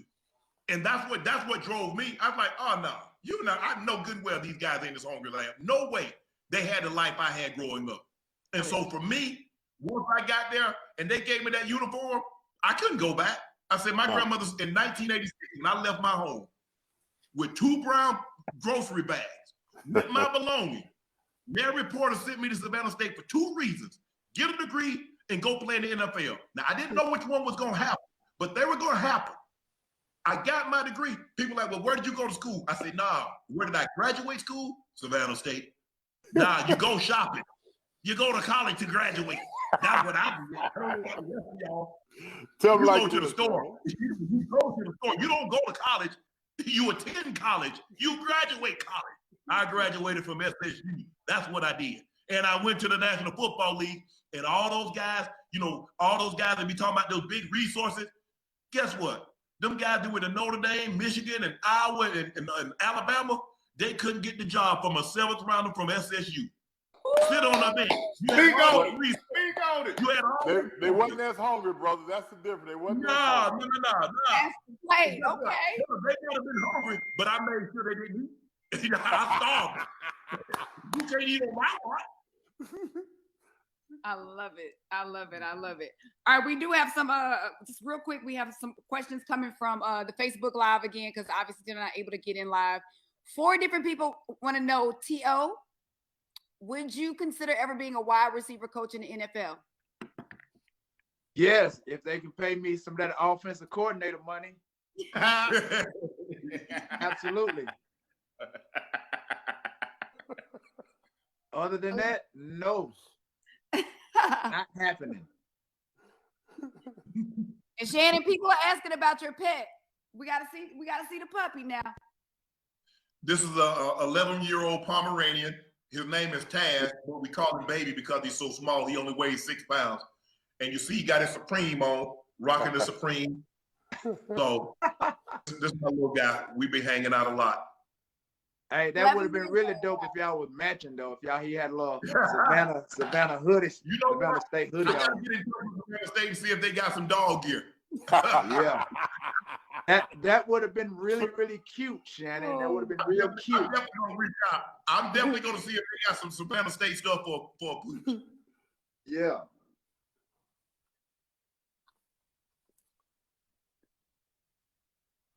Come on, D, hold them. Wow. I think they're gonna hold him. I think Carolina came to play, man. They just did touchdown. He did Deion dance in the end zone. I know he did. Come on, man. You gonna do that? You got it. That's almost mandatory, ain't it? He did Deion dance. That ain't for him to do. He just made them folks mad. Deion even getting up, jumping around. Hey, Shane, I just got to remind you, that's some money out your pocket. Don't forget, Hangers donated. That's all good. Yep, $500 for every touchdown to the school that made the touchdown, $100 for every field goal. Okay. So I'm down. I'm down a band already. Yep. Matching. There you go. You saw the replay, homeboy doing that dance? Oh, yeah. He didn't do it right though. He tried to. He tried. He looked a little stiff. Oh, I've still been doing it. I got a delay of game. I'd have been doing it so long. Hey, he ain't never been. He probably ain't played in front of a big crowd like this before. Hey, you know what though? Hey, real talk, T.O. I remember back in the day, you played in front of BET. You was on the BET game. Listen, what? You was yeah. Oh yeah. That thing was packed. You played Fort Valley for homecoming one year on BET. Game of the week. Hey, you know, if you was on BET, you was doing it big, boy, wasn't you? Hey, times have changed, boy. They left ESPN now. We were just happy to get on BET. Ain't that the truth? We got a BT game. That's the only game you ever played on TV. And it might have been delayed too, but that was all right. Might have been. It wasn't live. It wasn't live. It's gonna be played. We gonna see it on Monday. Yeah. Guys, we have a couple of fan questions, so I'm gonna have them unmute real fast since we only have about 2 minutes left in this quarter. So, John Klein, if you don't mind unmuting real fast, so you can jump in and ask your question. Y'all have been so good. Like, I promise, it's like sitting back watching. Like, this shouldn't be free. After I was allowed to talk. After I was allowed to talk after a while, but it's cool. See, you know what? You bitter. Oh, come on, Red. You my soror. I'm just picking. I'm picking. I can't believe you put him in timeout. Hey, you blue fire, right? Blue fire till I die, baby. Okay. All right, John. Hey, Shetty, when you pledging? Shetty, you look like a Kappa to me, man, for real. Man, stop playing. You scream Kappa a little bit, Boy, dog. hey, Hugh, listen. My brother was in the league. I had a Mercedes. I had Levi's. I had Lee. I had Izod. I had Polo. You weren't wearing my clothes, bro. You wasn't getting my money. My brother gave me $500 for every touchdown. Gave me $250 for every 100-yard game. Boy, I come out of game with 200 yards and 4 touchdowns. You're not going to get none of that. Zero. I wasn't pledging anything. Nothing. But no, in actuality, I felt anything outside of football was going to deter me from getting to the NFL. I have blinders on. I went to one party in 4 years. Nothing else mattered. Nothing else mattered but going to the National Football League. I didn't see anything else. Schoolwork.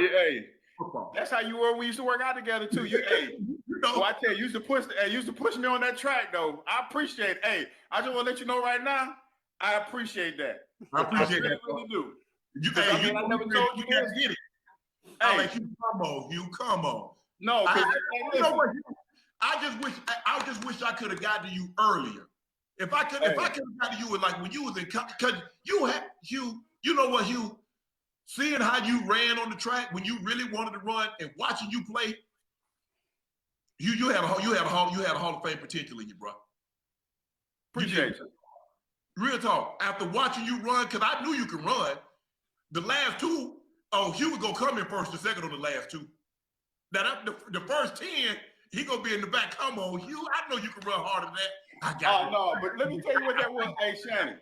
Just to work, because I knew who you were, and I knew where you came from, and being from Central State, getting in the league and working out with you, that was a highlight. Listen, because you know that first year I was in the league, like I came back from when I was with the Jets.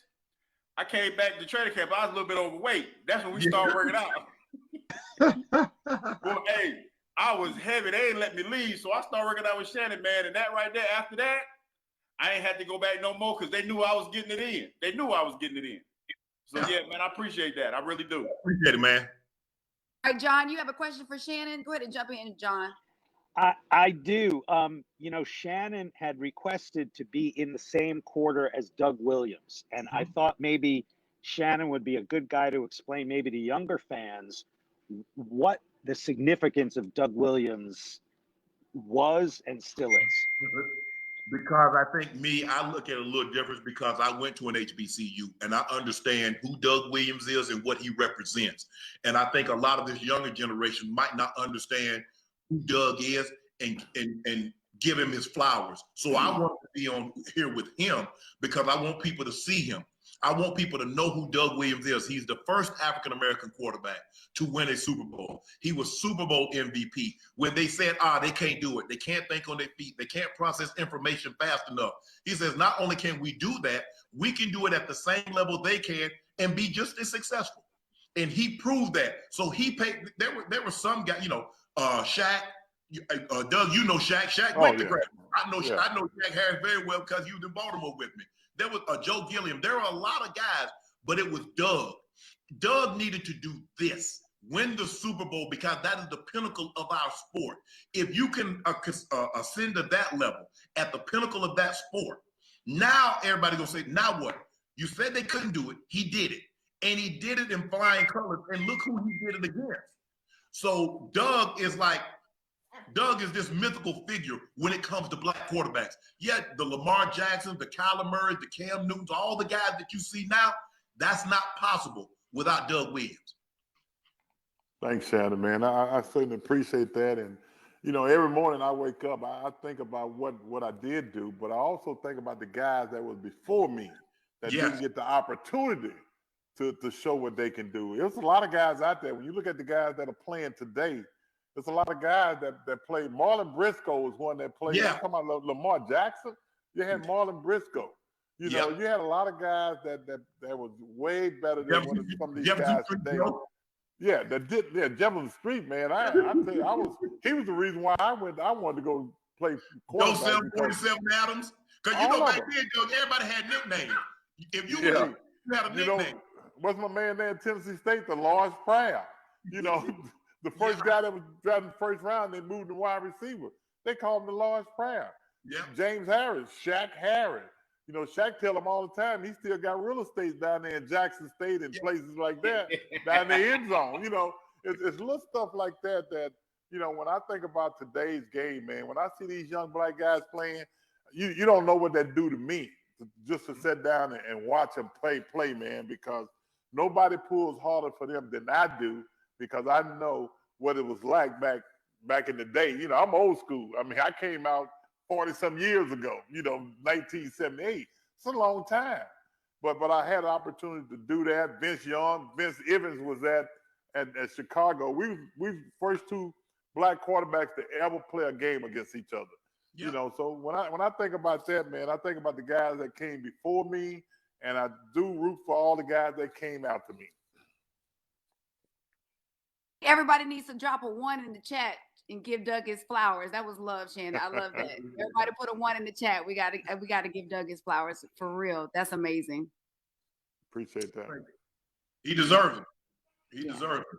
There is no Michael Vick. There is no Lamar Jackson, Kyler Murray, Cam Newton. There are none of these guys without Doug Williams, because he did it so these other guys will have opportunities. They weren't going to get the opportunities. I mean, think about what Doug had to go through. I mean, you think it's rough now, guys like, oh man, we ain't get no. You don't really know what rough is. You don't really know what it was like.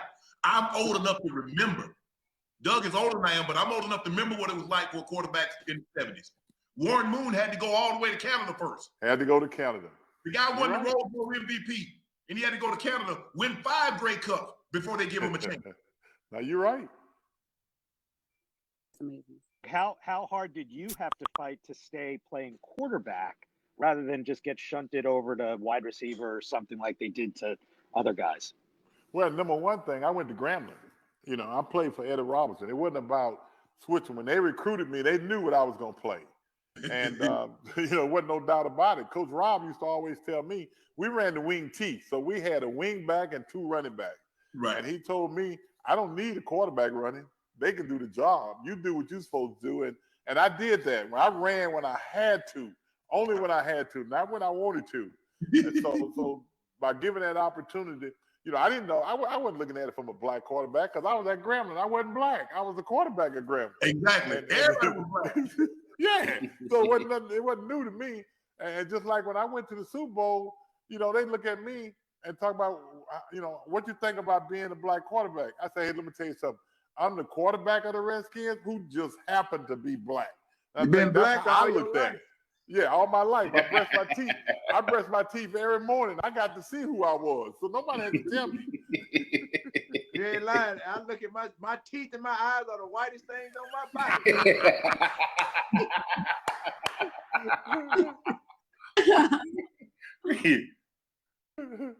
Boy, I tell you, life is something. You guys, we only have about 25 seconds left in this quarter. I mean, Doug, Shannon, T.O., even you, Hugh. Thank y'all so much. No. Oh, man. Thank you, guys. I appreciate everybody tuning in. It's been an honor listening to the conversations. Again, we're sending flowers to all of you guys. You guys are iconic. You are amazing. You are legends. And the fact that you took your time today to allow us to experience and hear insight from you guys, we appreciate you guys. So thank you so much for hanging with us today. Also, shouts out to Academy Sports and Outdoors again, you guys. If you are looking for a one-stop shop for your favorite team gear and tailgating needs, make sure you check out academy.com and the HBCU fan shop as well. We are going to be back for the second half. We have Andre Reed that's going to be checking in with us, Marquise Bell, let's see, Mark Evans, Jalen Thigpen.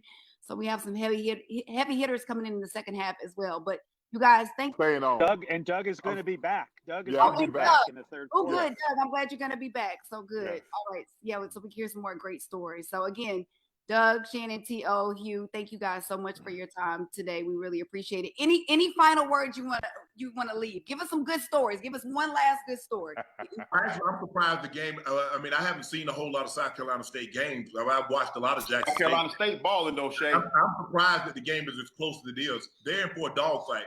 South Carolina State came to play today. So we ain't here for no parade. We ain't here to coordinate anybody. Coordinate somebody. But you know they always play great defense. Now that's one thing. Yeah. South Carolina always South Carolina State always had a D. Yes, absolutely. Man, I just think this is no matter who wins, to be on this stage, I think for both of these universities is a tremendous honor. I think it's a tremendous platform for all of these kids, and I think, like I said, this is probably like the most watched HBCU game ever. I think it's probably going to compete with some of these Power 5 school games that have been shown, bowl games that probably will be played over the next couple of weeks or so. But this is awesome, not only just for everybody to see, but especially a lot of kids that are watching that want to go or probably on the fence of going to a HBC school. This is the type of exposure. This is what Deion went there for, because now he's putting them at the forefront, and these kids are now seeing that they can play on big time TV just like all these other Power 5 schools. If they do what they're supposed to do, come in, work hard. If you can, like I said, Deion, hey, if you can ball, you're gonna get the call. So I'm excited. This is great for both of these universities, no matter who wins or loses. Well, all I know is Savannah State gonna be playing in this game next year, so I don't care what. Okay. You jumping down? Ooh, Savannah State gonna be there? Savannah State gonna be there next year, and I'm gonna be right on the sideline too. Oh man. Okay, 10-7. I said nothing about Central State. You see how he said nothing? Yeah, exactly. Okay, well, you shouldn't. We gonna play y'all for homecoming. Hey, it ain't gonna be nothing we can do about it. Y'all our first game. Y'all our first game next year, homecoming. We got our first game in homecoming. Hey, Shaq, I can't even talk trash, man. Hey Hugh, we do have played in Canton though. They're playing the open game in Canton against Winston. I heard. Hey, Doug, I might be there for that one, but I'm gonna be real quiet though. Yeah. Hey, Hugh, don't wear Central State colors. They like you with the nah. Hey, I'm gonna wear my Black College Hall of Fame jacket though. That's about it. That's about it. Hey, Hugh, you ain't gotta be quiet. Lady Jade, she gonna take the reins off. She gonna tell you, hey, T.O., when I get off this Zoom call, I'm gonna be quiet just because I'm gonna be thinking about what she told me to be quiet. Hey, you know, when them Deltas talk, people gotta listen, man. When the Reds talk. All right, We man. just Hey, add some I more money appreciate to it. the pot too. We just got a field goal. Just add some more money to the pot, T.O. How about that? Here we go. Hey, T.O. and Second half, Shannon, man. second half is always, hey, you guys know it's always two halves to a football game. Hey, first half, hey, it is what it is. Well, Second half is 0-0. I'm gonna need more touchdowns than this. I mean, this ain't really. I mean, $1,100. I had anticipated spending more than this. Oh yeah. So you had a budget. They gonna come out. Yeah. I had anticipated spending more than this. They gonna come out. Hey, They'll Ty, be ready. back there, throw about 4 touchdowns in the second half. All right, Shannon, we'll be hitting you up at the end of the fourth quarter. All right, no problem. I tell you what, Atlanta about to get a treat at halftime because those bands are about to blow the top off that thing. Oh, the treat ain't you know the treat ain't coming to the game over though. You already know. They got Mickey Mouse over there. Oh yeah, they about to do it big. Hey guys, I'm gonna stay on here, but I just want to say for the guys that are leaving, man, it's been a pleasure, man, to be on here with you all, man. T.O. and Shannon and Hugh. Hey man, just take care of yourself and remember, I'm rooting for you. Love Man, it, I man. appreciate it, bro. And Shannon, I love when you on that TV, man. Can't I nobody appreciate explain it, it. man. Hey, I represent all of us. Can't I nobody represent explain it everybody. like you. Let me tell you. You bring it home, brother. That's what I'm talking about. Hey, check this out. Two of the biggest voices on TV every single day. Myself, SSU, Stephen A., Winston-Salem. Winston-Salem. You're right. So now what? Nah. So now what? Now you are correct. I appreciate y'all, man. Appreciate All you. right, man. All right. I appreciate See it. you guys. Yeah, peace. As you, I'll be in touch. Lady J, thanks for having me on. Doug, I talk to you. You got my number. You know if you need anything, hit me up, bro. All right, brother. Appreciate you. All right, Y'all guys. have a good one. All You right. too. Peace. The fans out there, don't forget we're going to be heading into the second half, so keep your screen going, turn the volume up because we have some great performances from the Sonic Boom of the South and South Carolina State Marching Bands. We're going to be playing that as well.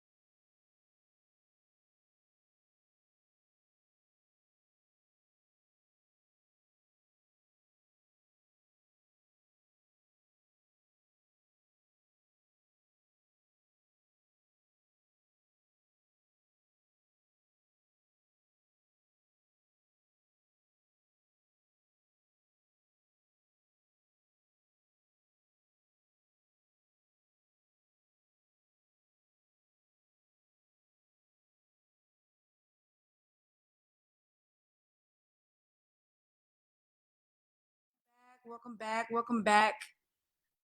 Some of you guys are joining us from the first half. Some of you guys are just now logging on. First of all, can we just say shouts out to the bands? Were those bands not killing it? Okay. I don't know if you were watching on your computer screen, on your phone screen, or actually on the television, but both. It was off the chain. So shouts out to the HBCU bands that were doing their thing for sure. Laura, if you could do me a favor and go ahead and mute your mic. Anybody that's on right now, go ahead and mute your mic. So this is what we want to do in the second half. If you guys have a question for our athletes or anybody that's on, all you have to do is put your question in the chat. I'll call your name, have you unmute your mic. That way, you know, we can hear everybody and we will try our best to get to everybody's question, okay? Welcome to Hang, y'all. This is like such a unique way to watch the game and talk to your favorite celebrities and football players and really some legends, y'all. And I don't know if you guys got a chance to check out the first half. We had some amazing conversations going, but for the first time on Hang, we are actually bringing together a Hall of Famer in Andre Reed, as well as a Super Bowl MVP and Grambling State University alum, Doug Williams, with 3 current stars in the collegiate ranks from Florida A&M and Arkansas Pine Bluff. So I know everybody's going to want to hear what these guys have to say. So just keep yourself on mute. And please, we want you to interact as much as possible. So just put your questions in the chat. So I know I saw Doug is on. Doug, are you here? I'm here. Hey, Doug. What's up, Doug? What's up? All What's right. up? I'm good. Let's see if Andre's in the building. Andre should be checking in just a second. He checked in the first quarter. He just woke up, Doug, earlier when he checked. Come on, Andre. Also, shout out to is Marquise Bell in the building? Mark Evans or Jalen Thigpen? Are y'all here? I'm here. Who is on? Hey, Who is what's that? up, Mark? Hey, what's up? How y'all doing? Hey, Mark. Is that Marquis? No, I think that was Mark Evans right there. Mark Evans. Oh, okay. I don't know them. You know, I hadn't got a chance to know who they are yet. I got to wait and see. Well, you know what's gonna be so dope is that they're able to talk to a legend that's been there, done that. So we're gonna give some advice later on and everything like that. So, you know, this is gonna be a really, really, really great conversation. Real quick, let's see who's checking in. Where are you guys checking in from? All of our viewers, all of the fans out there, let us know where you're checking in from. And then we'll jump right into our questions. Plus, we do have some Academy trivia. We're going to be giving away some Academy gift cards as well. Okay, Las Vegas, Nevada. Arkansas is in the building. I'll see you guys. Michigan. Okay. Mississippi, Atlanta, LA, Australia. Australia's still here. Wow. Little Rock, Arkansas, Dallas, Texas. What's up? San Antonio, Jersey. Let's see. Long Island. Miami International Airport. Checking in from there. That's some dedication right there, boy. Yes, it is. Yeah, I love it. I love it. All right, let's see. North Pole, Alaska. Wow. Is it cold? Is it ever not? Look at Santa Claus to be working by now up there at the North Pole. All these elves and everything need to be in the shop. Exactly. I'm gonna be honest, I didn't even know that was a real place. Is it really a real place, North Pole, Alaska? I had no clue. I guess it is. Wow. Virginia, Monroe, Louisiana. Okay. That's getting close to home right there. Yeah, for sure. All right, let's see. Somebody said, "Hey, Doug." Dr. Gunn says hi. Hey, yeah, Dr. Gunn, how you doing? Dr. Gunn, go ahead and unmute yourself really fast so you can speak to Doug. Dr. Gunn, don't get shy now. Hey, Doc, how you doing? Hey, Doug. I'm Chelsea. I'm Dr. Gunn's daughter. How are you? Oh, that's it. Hey, how you doing? Good. How your mama doing? She is doing great. Well, you make sure you tell her I say hello. I certainly will. All right, appreciate that. Wow. All right. Nice. See, her mama I went to school with at Grambling. Oh, really? Oh, see, we should have told you to tell a Dr. Gunn story then. So Dr. Gunn was one of them that she had to, she was a little different than us. We was football players. Dr. Gunn went to school to get her lesson for sure. Also, she was focused then, in other words. Yes, for sure. I love that. Well, I'm going to kick it off real fast because I do want to ask you before everything gets started. Is Washington ever going to get a name for their team? I'm glad you asked that question. I'm like you. Everybody always asking me what's the name. Well, I don't know the name, but what I have found out is the fact that on February the 2nd, which we got about a month, a little over a month and a half, they're gonna open the name up. That's what it's gonna be. They're gonna tell us on February the 2nd what the name is really. Now I did get a chance to see the uniform because I did an interview this past week about the name change and everything, and the uniforms are really good looking, and I like that. They're gonna keep the burgundy and gold in it, but it's gonna be some sharp uniforms. Okay. But I don't know what it's gonna be yet, but I'm waiting for it. I'm like you. I want to know too. Because I'm telling you, it's so hard not to say the old name, and then so this is well, hard. When you look at it realistically, you can't tell somebody not to say the Redskins because it's been that for 90 years. It's been the Redskins. I mean, my Super Bowl ring has Redskins on the side of it. So you really can't say don't call it the Redskins because even I make a mistake every now and then.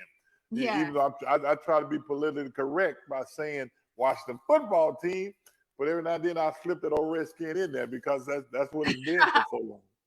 Exactly. Okay, so Marty wanted to jump in on this conversation. Marty, go ahead and unmute your mic. You can talk to Doug, and then of course we have some questions for the other guys, for the young guns on here. Mark, I got a question for you in just a second as well. Marty. Doug, just to tell to capitalize on that question, I was curious what you thought about the fact that they needed to change the name and what you think the name should be. I know you said there's going to be a new one, but if you were the one that was picking it, what would you pick? Well, we know the name needs to be changed for obvious reason, and I'm for that. I'm for everything they're doing with that. But if I had to pick the name, to be honest with you, and I'm gonna give you the reason why, because the team has won 3 Super Bowl trophies, and if it's the Beavers or the Squirrels or anything else, and they win a Super Bowl, it's hard putting the Washington Redskins and the Beavers up together. Three from the Washington Redskins and 1 from the Beavers. So with that said, my pick, to be honest with you, is the Washington football team, and that's me, That's only me. That's not what it's gonna be, I'm sure, but that's how I feel about it. Nice. Hold up, I think Marquise is logged on too. Marquise, are you there? Mr. Bell? He's actually at the game, live from the game. Oh, okay. It might be kind of hard from here. I'm sure it's loud. I don't know how he's going to hear us, but I know he's on here. I know he's on here somewhere. Okay, well, we'll move on, and whenever he checks in, then we'll see how it's going from the game. Mark, are you still there? Yes, ma'am. Oh, you made me feel old, Mark. I appreciate it though, but you made me feel old. Okay, Mark, representing UAPB. I gotta say, I was watching you on your Instagram page yesterday. Congratulations for becoming a Denny's All Pancaker. Oh, thank you. You pancake a Mark. Yeah, I'll try. I'll do a little something. Yeah. Did you get an invite to the Legacy Bowl?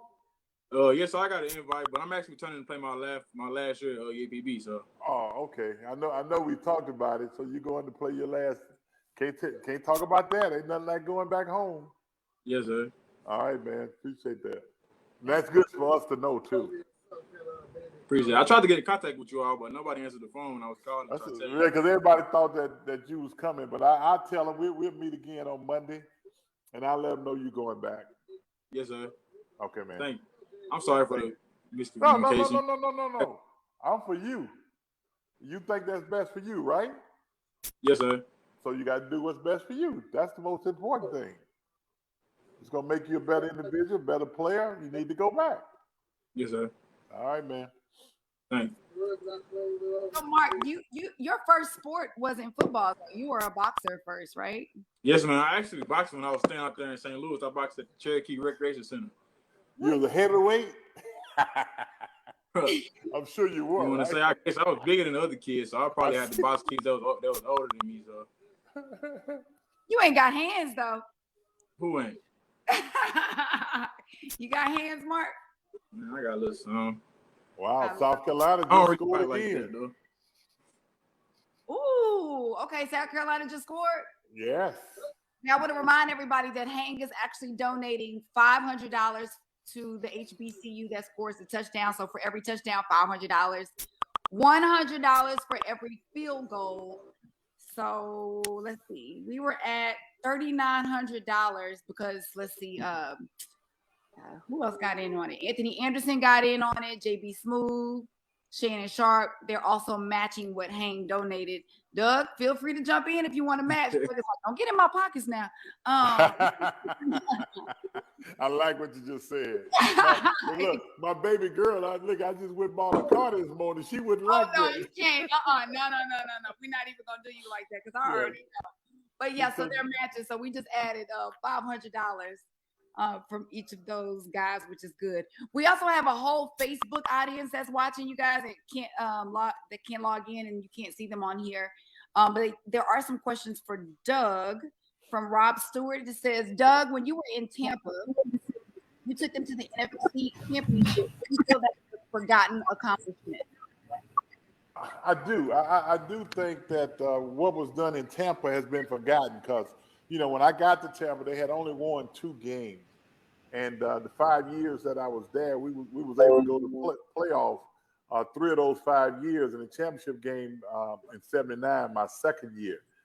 We got beat 9-0, and I got hurt in the third quarter. So, when I got hurt, it was only 3-0 when I left. But I do believe that that's been left behind. A lot of people don't remember, but I think myself and the people I play with, we still remember. So I had a good time in Tampa. Those 5 years was good, but had to leave there because of contracts and stuff like that, and ended up in Washington. I think that's one of the reasons why everything got washed because of what happened in Washington, and a lot of people didn't know I played in Tampa. Nice. I see Jalen Thigpen. He just logged on. What up, Jalen? How are you? UAPP representing in the building. We got Doug Williams on with you and Mark Evans, your teammates. What up, JT? What's up with y'all? Jalen, how you doing, man? I'm doing good. How you doing? I'm doing well. Good. Good to see you on here. Jalen, I want you to jump in here real fast. Let's talk about you getting ready for the NFL draft. How is that going? What are you doing to get ready for the draft? I started training. I'm actually finna get ready to move. Not move, but ship out to Dallas in a couple of weeks. But to get my training started. That's all I've been working on. Just working on me, getting better every day. Where you gonna be training at? Right now it's between APEC and Dallas and MJ Performance. MJ, where's MJ at? In Dallas, both of them in Dallas. Both of them in Dallas. So are you from Texas? No, I'm from Mississippi, Law, Mississippi. Okay, yeah. How you get to Pine Bluff? JUCO. I lived after JUCO, they offered me, and I ended up going up there. Okay, that makes sense. Well, man, when you go to training to get to the next level, it ain't no day off. You know that, right? Because Yes, sir. when it's time for you to show up, you got to show out, and that means ain't no excuses. You got to be ready to go. You got to be in shape because you know what? They don't care whether or not you're in shape. They're gonna go with what you got, what you show them, and that's what they're gonna go by. Ain't no do-overs. Ain't a whole lot of do-overs. So when you get that opportunity, you got to do it at that time. Yes, sir. All right. I'm in Dallas, so I'm gonna have some eyes on you. I got you, Doug. I'm gonna put some eyes on you. Put him on. He needs some make sure eyes. you're out here clubbing and nothing. That's the key right there. Let him know. I already got it to my head. This ain't no vacation trip. It ain't no vacation. That's right. Ain't no train through the day and out hopping at night. That's right. It's a lot of beautiful women in Dallas, Jalen. You got to just stay focused. Stay focused, brother. Stay focused. I am. Nothing wrong with good eyes, but you can just keep them good eyes on you and just keep going. What you say, Doug? He ain't got to be blind. No, he ain't blind. Ain't nobody telling you to be Stevie Wonder now. Oh my goodness. So let's see. So Jalen and Mark, you guys didn't even have a season last year, did you? Because of the pandemic? No, we played in spring. Oh yeah. Oh, it was just postponed. So I guess you guys didn't play in the fall. How did y'all stay in shape during that time? Because I know me, like were your coaches on you to stay in shape, but you guys weren't able to meet together. So no, we actually was practicing during that time, like the whole fall. We practiced all that, yeah, we were November, coming December, together. Oh, are y'all supposed to say that? Is that supposed to be? I mean, like the coaches weren't running it, but like we were just having it ain't nothing to just get a 7-on-7 going where everybody can learn plays and stuff. Yeah, the coach just walked by that. He didn't do nothing. He didn't tell y'all what to do or anything like that. Coaches don't do that during that time. They just walked by, they saw him working out, and they just kept going. Right? That makes sense. Yep. Yeah, That's it. Hey, I know how it works. I've been a coach. I mean, I happened to be in the same place sometime when they was working and didn't know they was out there and just kept going. Like, oh, what are y'all doing out here? Yeah.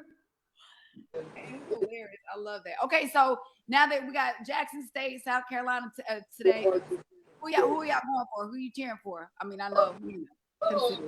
I really going for Jackson. Jackson? Swag, you got to go for Jackson. Okay. Yeah, I got to go with the Swag. And their hometown, Mississippi.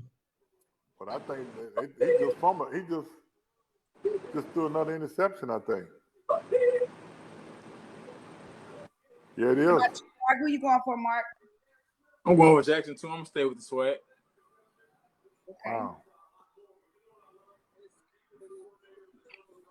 So a lot of you guys may have not been on during the second quarter, but I love their little. That's dope. But I got to give you your accolades again, Doug. Shannon Sharp was on last quarter and gave Doug his flowers. We talked about how he was the first Black quarterback to start and win a Super Bowl, and that you led the way, right? You were the pioneer, Doug. And I don't even know if these young guys know that about you. But Shannon definitely gave you your kudos and said, without you, there will be no other. You were the absolute first. Let me say this, and this is, I guess, I'm kind of taking up for the younger guys. The young guys don't get in it as deep as the older guys because they understood what we had to go through in order to make it happen. So, when Shannon Sharp was saying it, what he was saying, I understood that because he was old enough to see it and old enough to understand that, being a Black quarterback in the National Football League back then, it wasn't cool like it is today, because you had so many things that you had to overcome. You was going in the huddle with somebody who probably wasn't used to being in the huddle with you. The media was a little different. It was so many things that was different from today. And I appreciate Shannon saying that because he understood, he understands. And, I run across a lot of older guys now, whether or not I'm traveling or what have you. And the one thing they always say that, man, I just want to tell you, I appreciate, they tell me I appreciate you, man, because what you had to go through. And when they feeling down on a bad day, they always tell me they put that old tape, that old VHS in the VHS, not this, VHS in the machine, just to look at that game and let them know that a Black man still can do a lot of things in this country if given the opportunity. Jalen and Mark, have y'all ever seen a VHS tape? Oh, yes, I did. I used to have VCR back in the day. Okay. Wait a minute, hold up. Wait a minute. What's back in the day for you all? I would say like 05, 06. We had You had a VCS in 05? I had one, but I ain't had no PC to go with. Man, I'm talking 40 years ago. Jesus. I didn't know you still had them things. Still have a VCR with DVD player. Come on. Yeah, that's the one I had. No. They didn't have no DVD at that time. That came a little later. It was just the VHS. That's how they upgraded them, Doug. They did the combo, but the messed up part is if one side went out, you couldn't use none of it. Oh, Lord. Once the combo hit. All right, real quick, we have another question from Facebook. Again, you guys, we have thousands of people on this Hang Live, and then we have tons of people on our Facebook Live as well. DG Bush wants to know from Doug, were you recruited by other schools that weren't HBCUs? Oh, no, I was not. I'm from Zachary, Louisiana, small town, went to a small school.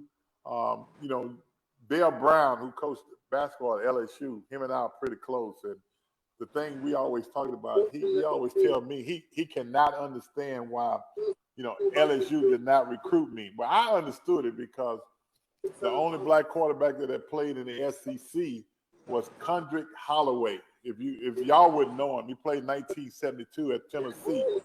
He was the only quarterback that had played quarterback at that particular time when I came out of school. So the SEC and the conference in Texas, they wasn't. I think I forgot my man's name who played at Houston was the first black quarterback to play at Houston, but you ain't given that opportunity in the South to play quarterback. So no, Tennessee State, Jackson State, Grambling, Southern, and Mississippi Valley is the only school that recruited me back then. Okay, and so what made you go with Grambling? Well, let me say this: my hometown is about 20 minutes from Southern University. Oh, okay. And I at first I wanted to go to Southern because I thought it would give my family an opportunity to see me play. Mm-hmm. But there was a lot of people that went to my high school, and they all went to Grambling. And my oldest brother went to Grambling. And I had to be like my oldest brother. And Coach Rob, that time I didn't talk to Coach Rob. Coach Rob called my mom, kind of like what Dion doing now. And Coach Rob called my mom and told my mom that I was going to graduate, I was going to go to church, and I was going to do all that. So my mom woke me up in the middle of the night and she said, "You going to Grambling?" So I looked at her and said, "How you know I'm going to Grambling?" She said, I just got off the phone with Coach Robertson and he said, "You're going to go to class and graduate, so you're going to Grambling." Case was closed. Oh, so in other words, back then you had no say, but it was a blessing. Hey, that's the best choice my mama ever made. God bless her soul, because she made a choice that, I'm glad that she made. I'm glad I went. And, bless her soul until her last breath. I always told her, "Mom, I'm glad you made that choice, man. That was a great choice." She didn't have to go, but I had to. Yeah. No, I love that. Yeah. And so back when you were in school, see, y'all didn't have the NIL. When you couldn't make money, off of your. But Mark and Jalen, let's talk about it. They finally implemented this new rule where you make money from your image. Wait a minute, Mark. I was just looking at you with the big bass hat on. Yes, sir. Do they pay you to wear that hat? No, so I'm just wearing. It was only $5, so I just put it on. I saw it earlier. I said they must be paying him to go bass fishing, but they not. I ain't even been fishing before. I thought they was paying you, man. He said I ain't been fishing before, but we know you got paid from becoming the all pancaker with Denny. Yes, Denny's got a check. Did they call you the big pancaker? Sir? They brought you over there and say, "Hey, we got the big pancaker here." I mean, it wasn't like that. Probably the all pancake team. That's what it was. That's what they calling it. All pancake team. Ain't nothing wrong with being on there. I know a lot of guys hate being a pancake. You be pancaking them though. So let's talk about that. Have you guys gotten any? How has that worked out for you guys as far as making money from your image and your name and all that stuff? I haven't got any yet, but I've been working with some people on trying to get me some. Okay. So far, I only got the one from Denny so far. Okay. I definitely would never be in your pockets and ask you how much, but it was all right though. The deal was all right. It was all right. It was cool. How many pancakes you can go there and eat pancakes anytime? I mean, when I got free time, in Palm Bluff, they ain't got no dinners out there in Palm Bluff, so I had to talk to Little Rock or something like that. That ain't too far down the road. I know where you're at. So before they did the NIL rule, like, do they make you guys take any type of financial literacy classes or not necessarily? No, ma'am. I wish they would though. But no, they not even at school either. I mean, I'm talking about No. coaches, No, stuff man. like that. No, sir. Yeah, I think that's what Dion has brought to Jackson, and I think a lot of the black colleges gonna do the same thing now because Dion has brought it to Jackson, and I think it's something that is needed. What are you going to the NFL now? Because I mean, you still got to go out in the real world and fend for yourself. I think it'd be good if they find a way to bring. Excuse me, but South Carolina just scored again. But yes, yeah, it'll be good that you get a chance to get with somebody to learn about financial literacy because it's going to help you in the future. I like how you said you wish they would. So, I mean, because a lot of people really don't care about stuff like this. So, might you be willing to take a financial literacy class? Because I mean, you and Jalen, when y'all, we're claiming it. When you go pro, you're gonna have to know how to handle all your money, right? Yes, I wouldn't mind taking one of them, learn how to invest, stuff like that, get your credit score right. Just things that help you out with the future. Good. That's smart. That's real smart. Jalen said, "Nah, I'm good. I'm a look at Jalen." I don't be worried about it. My mama already been getting on my case about that. She already said she's gonna be my financial advisor. Oh, your mom said that. Yeah, she already told me she's gonna be my financial advisor. But you should help her out though. You should help accounting sometime. Mark, I heard you and Doug talking earlier, and I'm not sure that I quite understand. So you have one more year of school left? Yes, ma'am. So you're gonna go back and finish your senior year at UAPB, and then get ready for the draft? Yes, ma'am. That's the plan. Okay, and so that way you'll be able to get your degree, and I'll be able to just focus on mainly get my degree and graduating. I have Okay. to go somewhere to train and all that, and take my classes online, and not really be worried about just getting my degree, which is why I came to school in the first place. So. Okay, and then let's see. And then you also, I think I saw during the interview you were talking about how sometimes the O linemen are often overlooked. Yes, ma'am. So let's talk about that a little bit. I mean, because the quarterbacks, the wide receivers, the running backs, they always get all the shine, right? Hey, if you're a quarterback, you need to give all the glory to the offensive line. I always say the offensive line was the best athletes on the field, as far as I'm concerned. Because if they didn't do their job, you sure couldn't do your job. And it's unfortunate. A lot of people don't look at it from that standpoint. They think it's all about, the skilled people think it's all about them. But no, it starts up front. And if you got a good front, that's where it starts. You need to Mark, let your quarterback know that. Say everything starts with us. I know he know. I'm pretty sure. Oh, he do? Okay, just want to make sure. All right, let me see. John, if you want to unmute yourself, John has a question to jump on real fast. And I encourage you guys, if you do have questions, just put your question in the chat. If you have a question for any of these guys on here, and so you can jump in and ask. Yeah, I have a question for Doug, the coach, not Doug, the all-time great player, which is if you're Dion and you're coaching right now and your team has unexpectedly fallen way behind to a team that on paper anyway looks a lot worse than yours, what are you thinking and what are you doing? Well, number one, you shocked a little bit. But if you got a game plan, you certainly can't throw it away. I noticed they've been running a lot with the football.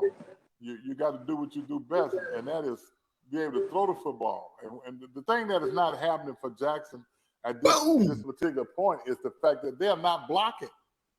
Pass blocking right now It's They tough gonna- on them, and they confusing the quarterback. So it ain't a whole lot you can do, but just say, hey guys, we got to do a better job up front, and we got to execute what we've been working on all week. I think that's all he can do at this time. Is it an advantage as a coach to have played at such a high level, or does it make you expect too much of the guys who are on the field playing for you? Let's be honest. We know Dion. Dion has done an amazing job, but I would be surprised if Dion did not come in this game expecting to win this game by a lot margin. And South Carolina came in this game knowing that they was the underdog, and you can't count them out. You got to take this game like you take every other game. That is going to be a dogfight. And South Carolina State, Coach Buddy Pugh, I know well, they have always played defense, and the defense today has gotten them in that position.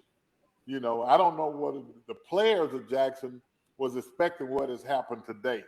I think that's the key, and it's left up to coaches to really get their mind right and let them know that, hey, this is a dog fight. It ain't just an easy task to win in this game.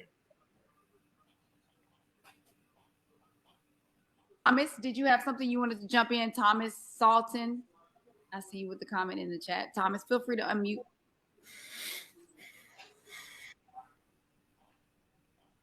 Uh-oh, Tommy, I think you muted. You guys hear me? Yes. Yeah, I wasn't asking a question. I was just wondering aloud in the chat why they're running on 3rd and 28, running up the middle, down 17 points. 3rd and 28, it ain't too much you can do in 3rd and 28, believe me, because that's a long ways to go, and you put yourself in a position that something bad might happen. I think Dion did the right thing, run it, punt it, and let's go from there, because 3rd and 28 is a mile, and it's very seldom that you're going to pick the first down up on 3rd and 28. So I think he did the right thing. Oh, they composed it. They gonna get booed out. Jamie, you're so funny. Marty, you have a question as well? Feel free to unmute, Marty. Doug, everybody in the NFL aspires to win a ring. Where do you keep yours? Right now, I'm at home. I have mine at home, and I keep it close to the vest. I only wear it when I go to a speaking engagement to talk to kids and things like that. I'm not an everyday wearer. So, it's close to home. Got it locked up and all that. Got insurance on it. Hope nobody don't break the safe. But at the end of the day, that's exactly where it's at. We have a Facebook question for Jalen and Mark. Do you guys play Madden? And if so, what's your team? Green Bay. I don't play, man. When I do, I play with the Rams. Okay. So would those be the teams that you guys would want to play for? Like, if you could pick any team in the world in the draft to recruit you, who would it be? New Orleans. Any team. I wouldn't mind. Let's say New Orleans. Take Why, me to New Orleans. Jalen? Because they just it's New Orleans. They be live out there. So you looking at the party. You looking at the party.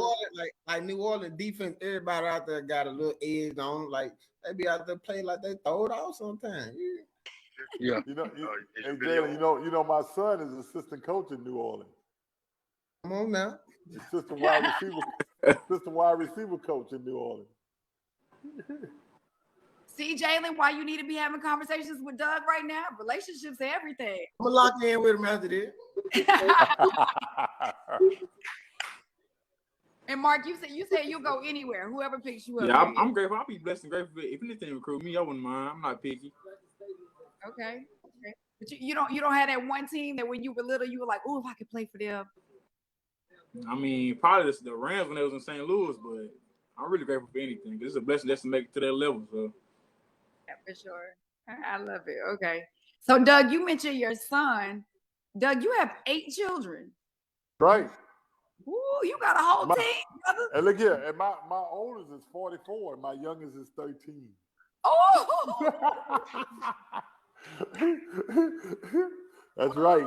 And look here, the good part about it, though, they all has graduated. 6 of them has graduated college. Nice. And after 6, 3 of them went to black colleges.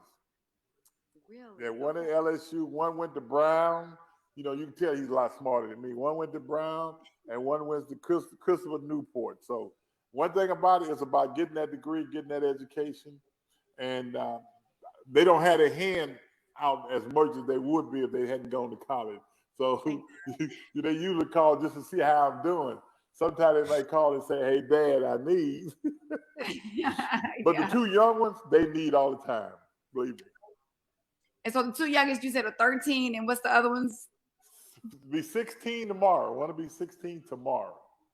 Ooh, Doug, you tell some hobbies. You just spread all them babies out. Hey, might as well. Hey, they say go forward and multiply. So and the good thing about it, you know, you had a chance to grow with them all. When they come together, you got to see them all together, man. We call ourselves the Great 8. That's what they call themselves, the Great 8. And when they together, that's who they act like, the Great 8. I mean, they have a good time together, and you know, they tell me go to bed because I'm old. I don't know what they're doing, so I just leave them alone. Let them go to the basement and enjoy life.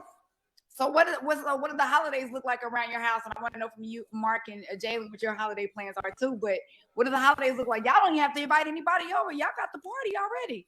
Well, all the furniture is covered. All the furniture. And not only that I got 8. I got 6 grandbabies. I got 5 boys and 1 girl, and another boy on the way. So I'm gonna have 6 boys and 1 girl. So that's the good part about it. Wow. You know, but at this stage, you know, for me, you know, I'm 66, so it's a good feeling for me to be able to do that and be able to just have fun with them, you know, especially the kids when they come down. I bet you the fun. What they call you? What do your grandkids call you? Paw Paw. I'm Paw Paw.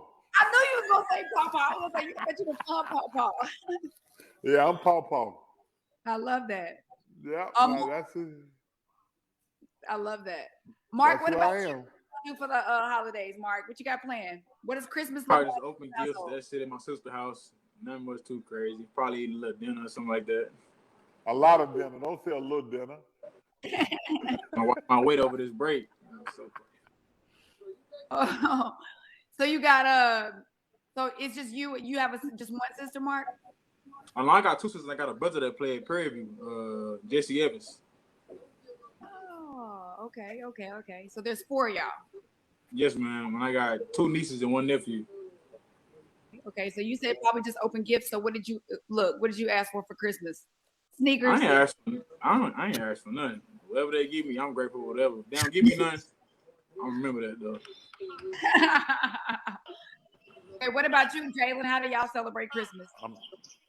We gonna open up a couple prayers, and you know, I got my niece coming, and my sister and my brother gonna be here. Open prayers, and I'm probably gonna hang with my friends some.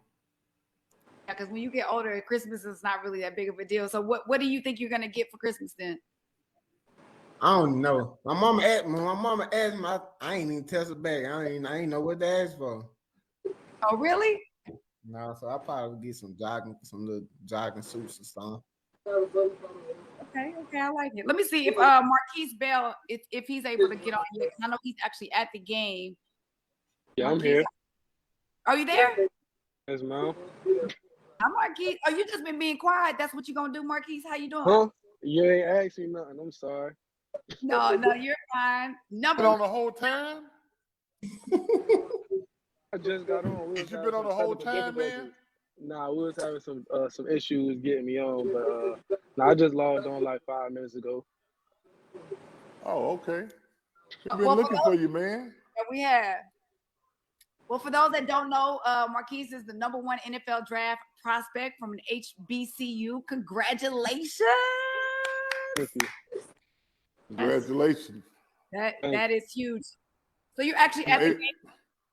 Yeah, we was inside, but we had to come out to the car because, you know, it wasn't getting no connection inside. Okay.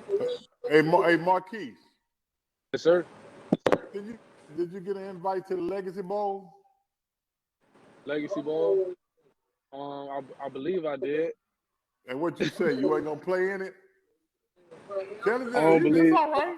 I don't Hey, believe hey, so. let me tell you something, man. believe so. I hear what you're saying. When I came out, I played in 2 All-Star games. I played the Senior Bowl and the East-West game. And you know, the more you get seen, the better it's gonna be. And I don't know, you might think this Legacy Bowl, this ain't no Mutton Jeff Legacy Bowl. I want you to understand that. You know, this is a great game. So I'm just saying, if you decide to change your mind, man, it'll be good for you because they get a chance to see you both times. Because down in New Orleans, on that week, all the scouts gonna be there from every team. And the more you get seen, the more you get a chance. Now, yes, you sir. know, were you the one to say I want to see how I do in the first game first? Oh no, I ain't seen that. Well, I must have been Flowers, one of them. But let me tell you, our bowl game is not one of them bowl games where you play in one, then I'm gonna see I play in the next one. That's not the way it's gonna go. But just if you get a chance, I know we invited you, but we hadn't got the answer back yet. I'm just telling you that the game is a situation when you get a chance to play twice, and you want the scout to see you as many times as you want.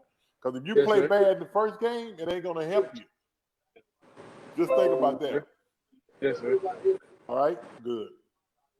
I'm sorry. Hey, look, Lady J, I'm sorry. I just had to tell him that. You got to take your opportunity, Doug. I ain't mad at you. You know, we're all about it. Okay. Look, Marquise, you didn't know you were gonna get you didn't know you were gonna get that, did you? Nah, he didn't know he go. No, it's all good. But it's all good. It's all good. No, it is definitely all good. Marquise, you know, that's a legend right there. So no better person to learn from than somebody who's been in your shoes before. So that's really big. We're gonna jump in real quick and do an academy trivia, and then I got a couple more questions for you, Marquise, and the rest of the guys as well. So for everybody in the chat, the first person to get this right is going to win an academy gift card. I'm gonna pull it out the hang hat to see what you guys have won. So here's the question. First person to answer it in the chat. Our academy trivia is, who is the only athlete to hit a major league home run and score an NFL touchdown in the same week? Was it A. Bo Jackson, B. Tim Tebow, C. Brian Jordan, or D. Deion Sanders? Deion Sanders. Sharice got it right. Look at you cheating, Jalen, in the chat. I thought I was on mute, man. No, she got it before you did, though. Anyways, Jalen, good job, Jalen. That was right. Sharice, you are the winner. You put it in first. So I'm gonna reach in the hat and see exactly what you got. Here's our hang hat. Shout out to Hang. Uh-oh. Sharice, you got you an Academy gift card for $150. You wanted that, didn't you? I saw you look. $150. Thank you. Congratulations. I think Jalen wants you to split it with him. Jalen, you wanted to split it with you? Nah, she good. Oh, she can split it with me. Hey, I'm in Little Rock, so. Nice. Hey, Jalen. All right, Teresa, I know you have a question real fast for Marquise while we still have him on. So jump in real fast, Teresa, with your question.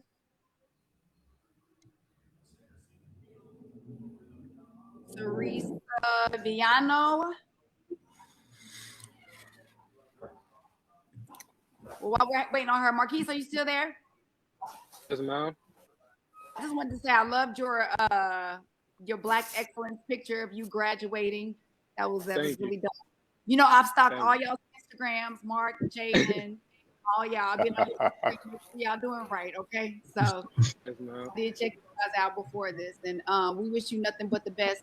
Doug, since we only have 15 seconds left in this quarter, would you like to give them any advice? Again, you guys, Doug is talk about a legend, you guys. Getting a chance to be on here with somebody like Doug Williams, who is the first Black quarterback to start and win a Super Bowl, you guys. So, Doug, do you have any advice for these three young men as they prepare for either their last year at college or heading into the league? Yes, you know, the one thing I want to tell them is that, you know, you got to be careful what you do. I mean, everybody got cell phones, everybody got everything, and the least little thing you do, somebody is watching you all the time. And with your career coming up, when you got an opportunity to take advantage of an opportunity, do that, because everybody don't get a chance to do what you all do. And I take my hat off to y'all because y'all done it well in college and continue to do that. But don't let nobody tell you, actually, you get an age and you get whatever. You got to be in control of what you do at the end of the day, because you're the one who's making money. You're the one who's out there getting hit and doing all this. You got to be the one to make a decision for yourself. Don't let nobody else make that decision for you. But at the same time, make good decisions. You got some mentors that you grew up with that want you to do well. Sit down and talk with them. Talk about what you should do, what you shouldn't do. But the most important thing, guys, if you make it to this level, let me tell you, it ain't about the party, at the clubs and all that. It's about what you do. Because at this stage, if you can play this game for 8 to 10 years, you can do whatever you want to do after that. But make sure you make everything about your job. It's your job. I don't care how you cut it up. It's what you do, because every year, somebody is trying to take your job. Don't forget that, no matter who you are. So at the end of the day, man, it's on you. And I want to say good luck to all of you all. And I'll be watching. Appreciate that. All right, guys.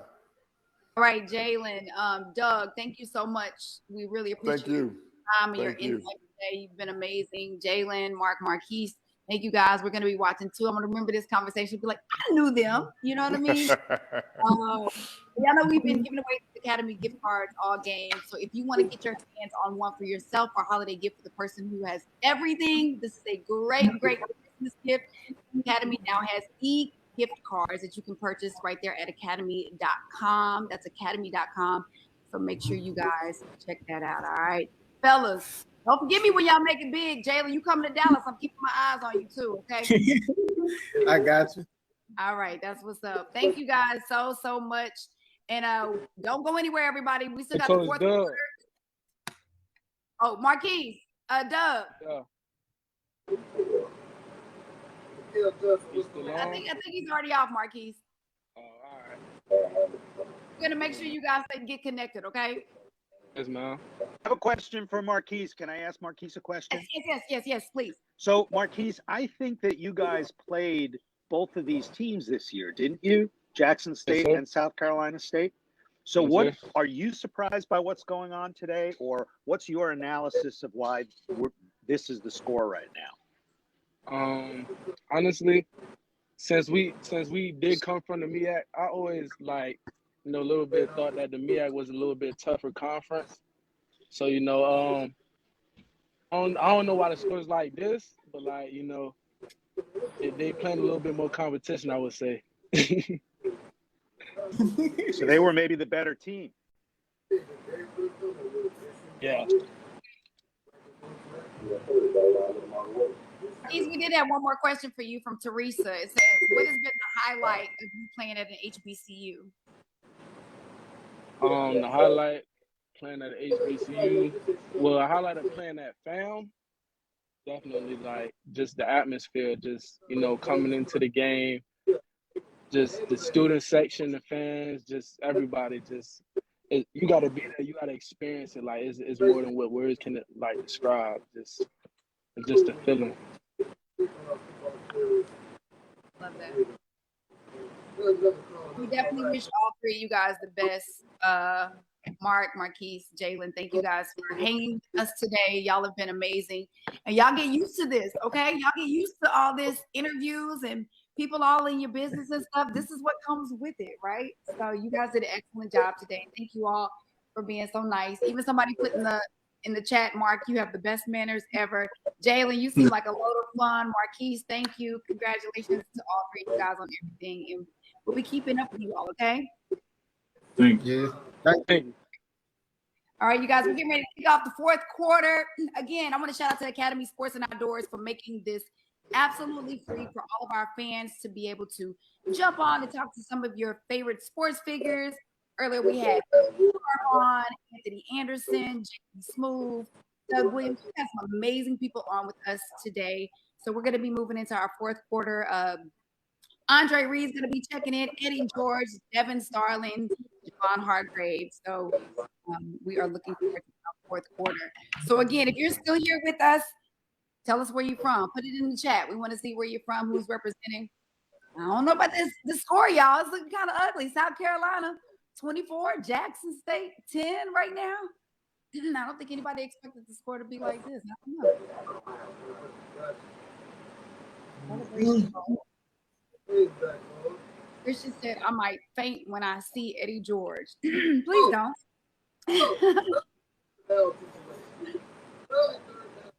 Hey, Jay, can you hear me? Oh, hey, Andre. Yeah, I can hear you now. I can't see you, though. I hear you, though. You hear me? I can see myself, so maybe that's good, but I don't know. Oh, you know what? Let me see. Let me see what the deal with this is. Can you see me now? Hold on. No, sir. Not yet. All right. It's like your camera's off.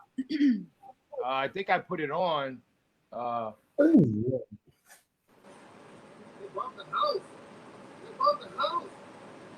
don't know what's up with my camera. I'm gonna figure it out though. Okay. Well, you guys, that is the voice of the legendary Hall of Famer Andre Reed. It's an honor and a pleasure to hear your voice, sir. Yeah.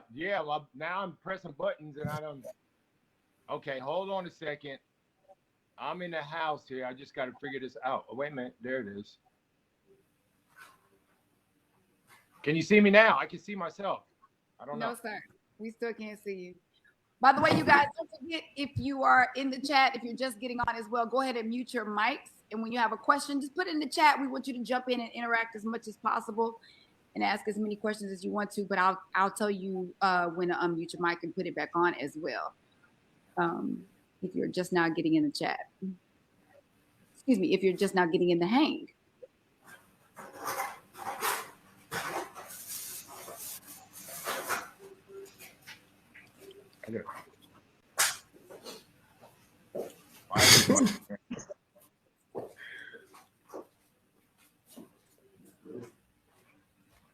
Jade, I'm trying to figure this out. I'm on here, but I did the camera thing. Yeah, no, we still can't see you, but it's okay. But have you checked out the score, Andre? Yes, I have, and I've been watching the game. It was a defensive battle the first half, but South Carolina State makes a couple big plays here, and they got that 6'5" receiver, South Carolina State, that they've been throwing to, and he's been scorching them. Yeah, that's what I'm saying. I see Eddie George is checked in. Christian, get ready to faint. Eddie George is checked in. Hey, Eddie. Oh, I think you're muted. You have to unmute your mic. Still muted. Got me? There he is. Eddie Yes. George in the building, y'all. Somebody was just in the chat and said, I might faint when I see Eddie George. Well, fall out. How are you? I am doing well. Can't complain, enjoying the holiday season. I'd rather be coaching right now in a playoff game. I know. But that's all good. We're in the middle of recruiting right now and finishing up some last minute, well, not last minute Christmas gifts, but I'm kind of ahead of the curve. So that's about it. Gonna finish up my Christmas shopping. You said ahead of the curve, but Christmas is in a week, so I guess it's right. I have it complete a whole week. See, the best shoppers know how to shop under pressure. Oh no, that's horrible. They're absolutely the best shoppers know how to shop under pressure when there's nothing on the shelves and everything's out of inventory. Now you got to be creative and know how to find that right gift. I don't shop months in advance. Let me tell you, going to the mall or anywhere on the 23rd and the 24th, you see nothing but men everywhere. There's men that have waited last minute. Andre Reed on too. He's trying to figure out his camera, but Andre is actually on here too. Eddie, what up, buddy? Andre, what's the word, man? How you doing, Man, brother? I'm so proud of you, man, and what you're doing, man. You are changing some lives there with them kids, man. Not only you teaching them about the game, but you're teaching them about them going forward with life. Well, you know what, Andre? I'm pretty sure you've had some outstanding coaches in your career that has helped define your Hall of Fame career. Certainly with me and my journey in terms of playing football and winning the Heisman, going to Ohio State and playing in the NFL. It was all because of great coaches that I've had, great mentors that have challenged me away from the field. And when I took on this opportunity about 7 months ago, all of those lessons and all of those experiences that I experienced coming up, going through military school, college, professionally, now those lessons are coming out in me, and I'm challenging our student athletes to be better people. Right. And I'm coaching the person versus the player. I'm having a relationship with them, and I'm challenging them at every turn. Mediocrity will not exist in the classroom, not in the community, and certainly not on the football field. And that's where we're starting to see the biggest wins within that internally on the field. So it's been a phenomenal experience. One that I never thought that I would enjoy, because I saw how much pressure and stress that the coaches go under week to week with game planning, how many hours that they have to put in. Are you guys getting me okay, or am I frozen? No, you're perfect. No, you're good. Perfect. You're good. Okay. So it has been gratifying to see the light bulb go off, that aha moment, like, oh, okay, so if I show up on time, if I take proper notes, if I give great effort, if I have a great attitude every day, if I'm focused on my craft, great things are going to happen. It's like, yeah, it's everything that doesn't require talent.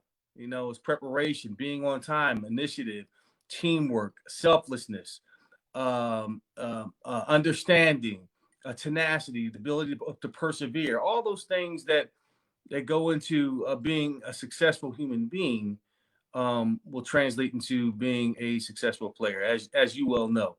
Yeah, I think all that comes under the word accountability.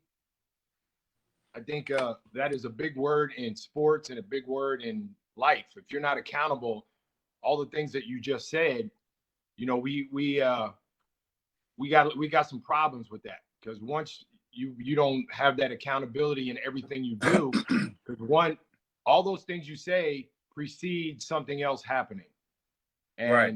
if you're not accountable before that, those things aren't going to happen no matter what. Yeah. The football field's not going to do it. The classroom's not going to do it. So respect and accountability are two big words in sports and in life. And if you don't have those, then you're not going to get anything done. I don't care how great of an athlete you are. And that's what we have to teach, our kids. We got to teach our students. We got to teach everybody we know of being accountable for what you do and what you don't do. And mm-hmm.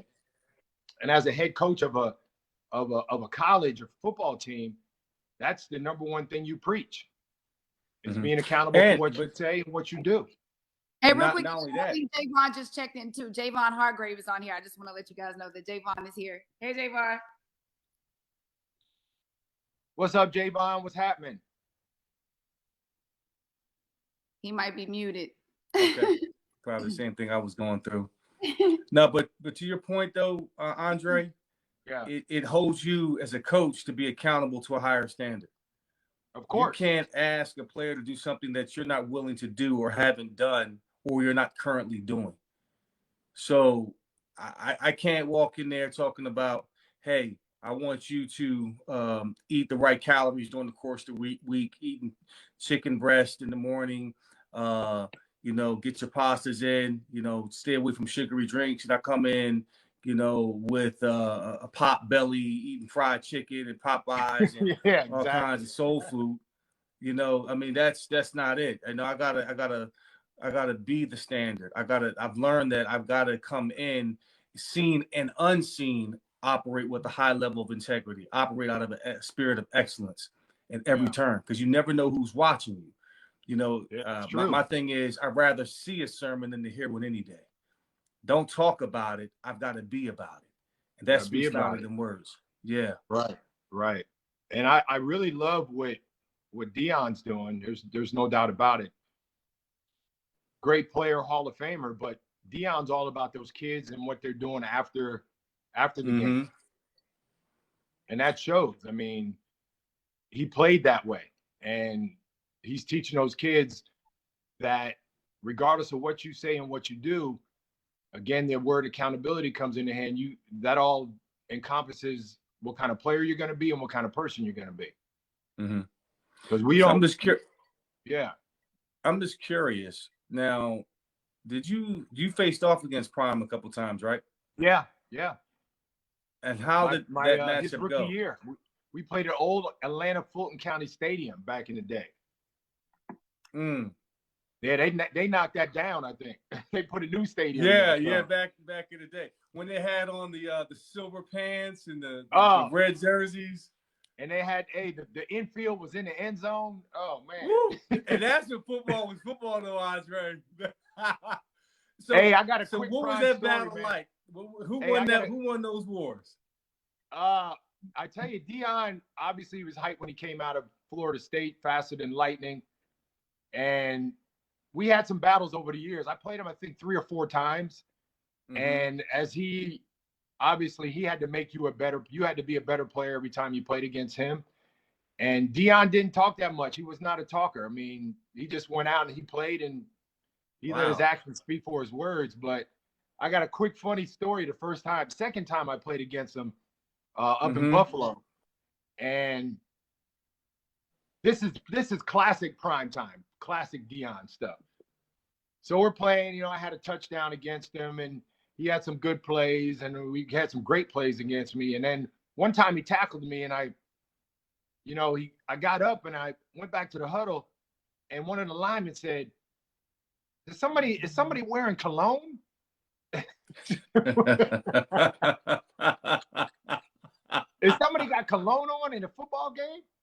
And I was like, I don't know. And I smelled my pads and my shirt. And it was from Deion. Deion had some cologne on.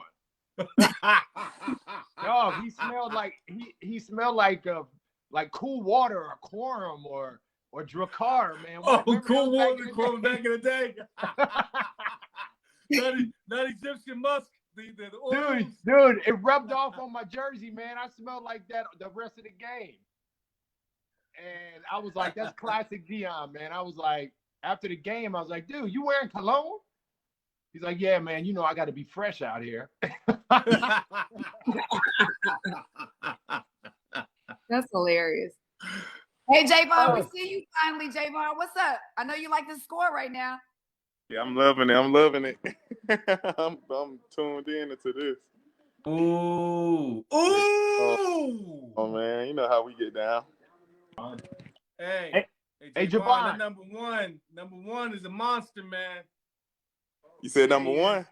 Yeah. Hey, Javon, I got a quick question for you. Javon, I got a question for you. What makes the HBCU school different than, a Michigan or a Clemson or a UCLA or an Alabama? What makes the HBCU kid different than the kids that go to those schools?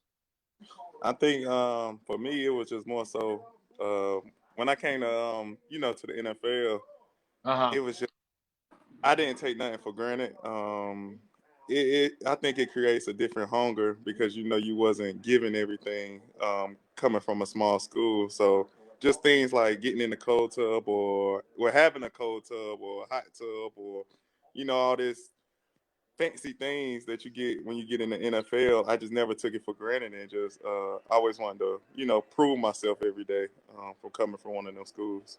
But I just want to tell you, Javon, when I came in the league, we didn't have no cold and hot tub. We had one tub and everybody got in it. See, that's what you got at HBCU. Dude, we had the little tub And if the linemen were trying to get in there, bro, you had to get out because they took up the whole tub, 3 of them. Oh, That's yeah, even y'all, before y'all, Eddie came. Even before Eddie came in the league. yeah, This y'all, is y'all, this, You know what? That's false. When I went to Houston, there were no tubs. We didn't have a hot or cold tub. There were I don't even know how buckets. y'all made it. We had buckets. We had to put our feet in buckets, dog. And come from Ohio State, we had a hot tub. We had a cold tub.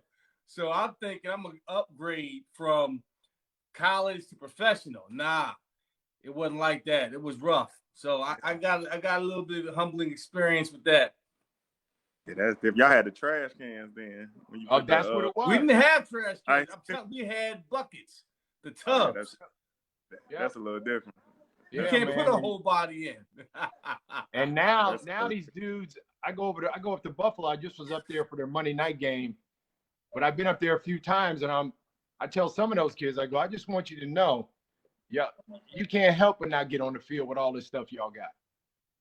You can't help but be ready to play on Sunday, and be not only be ready, but you got nutritionists, you got all that. We ain't had no nutritionists. You know, Ocho Cinco said he ate McDonald's every day. I think a lot of us did that too.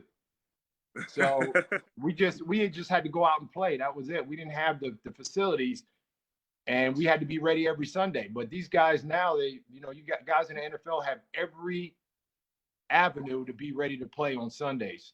And if they don't take advantage of that, obviously you're not going to be there. But we didn't have those luxuries for sure.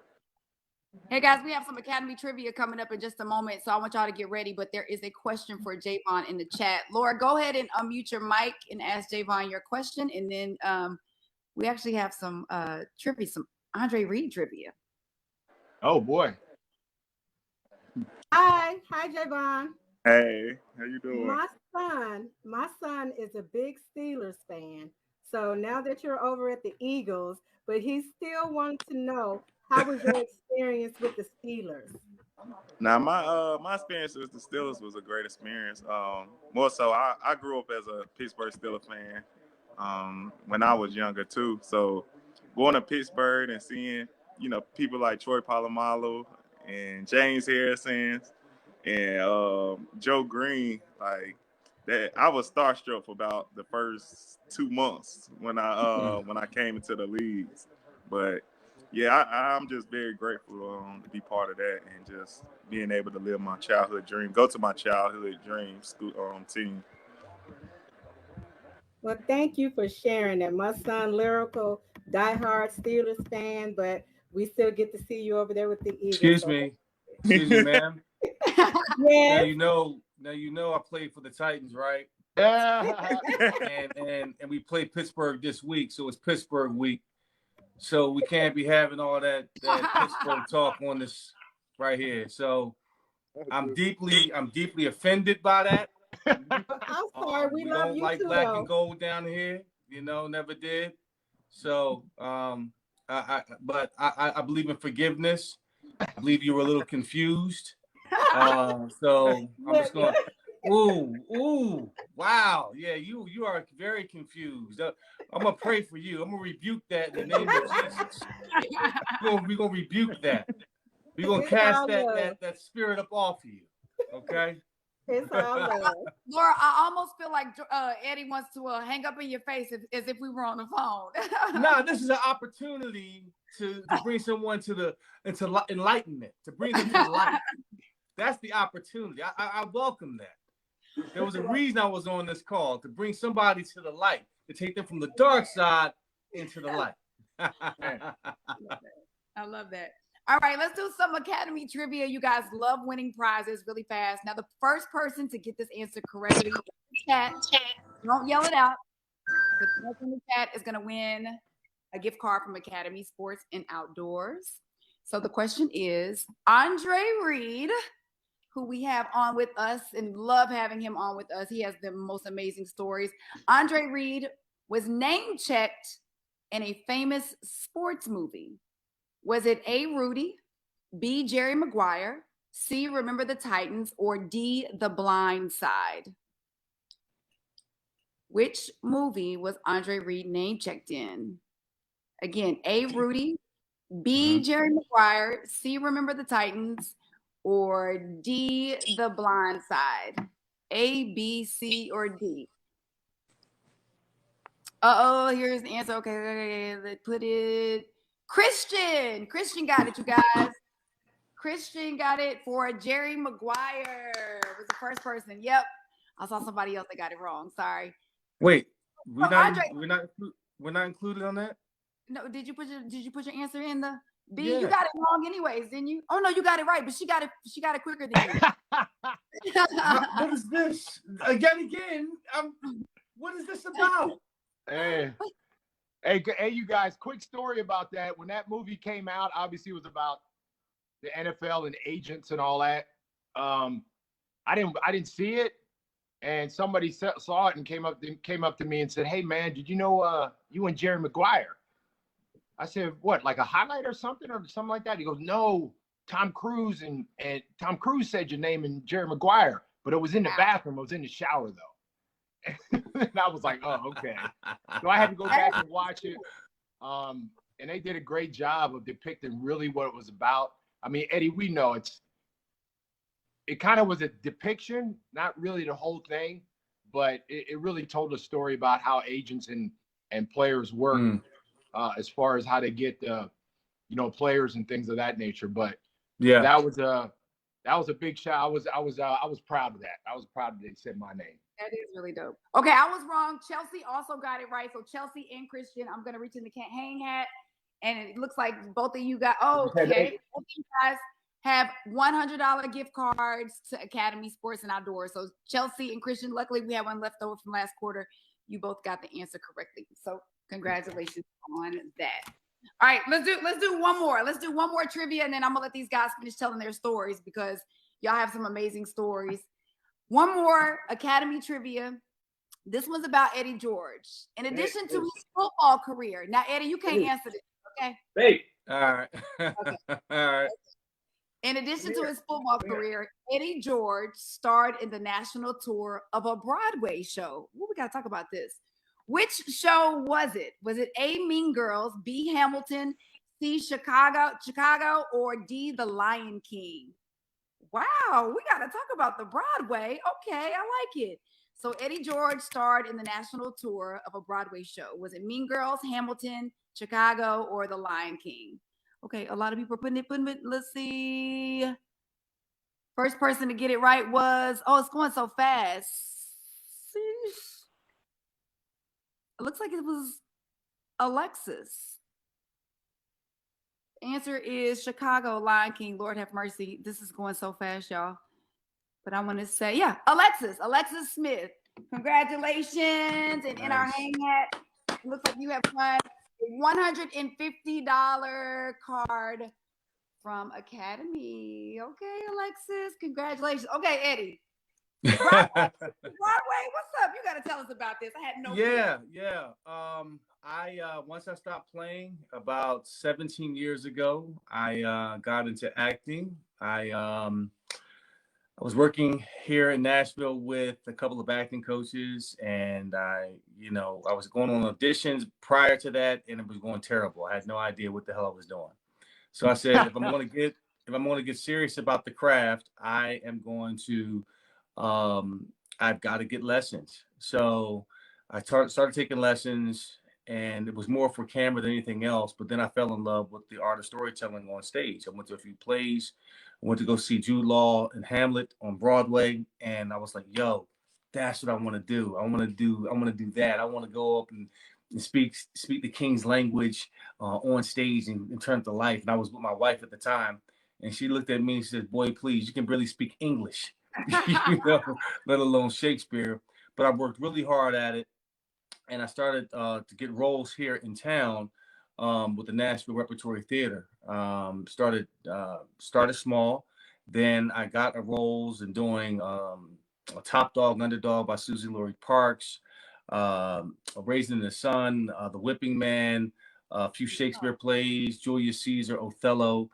And that was like over the past 7 or 8 years prior to doing Chicago.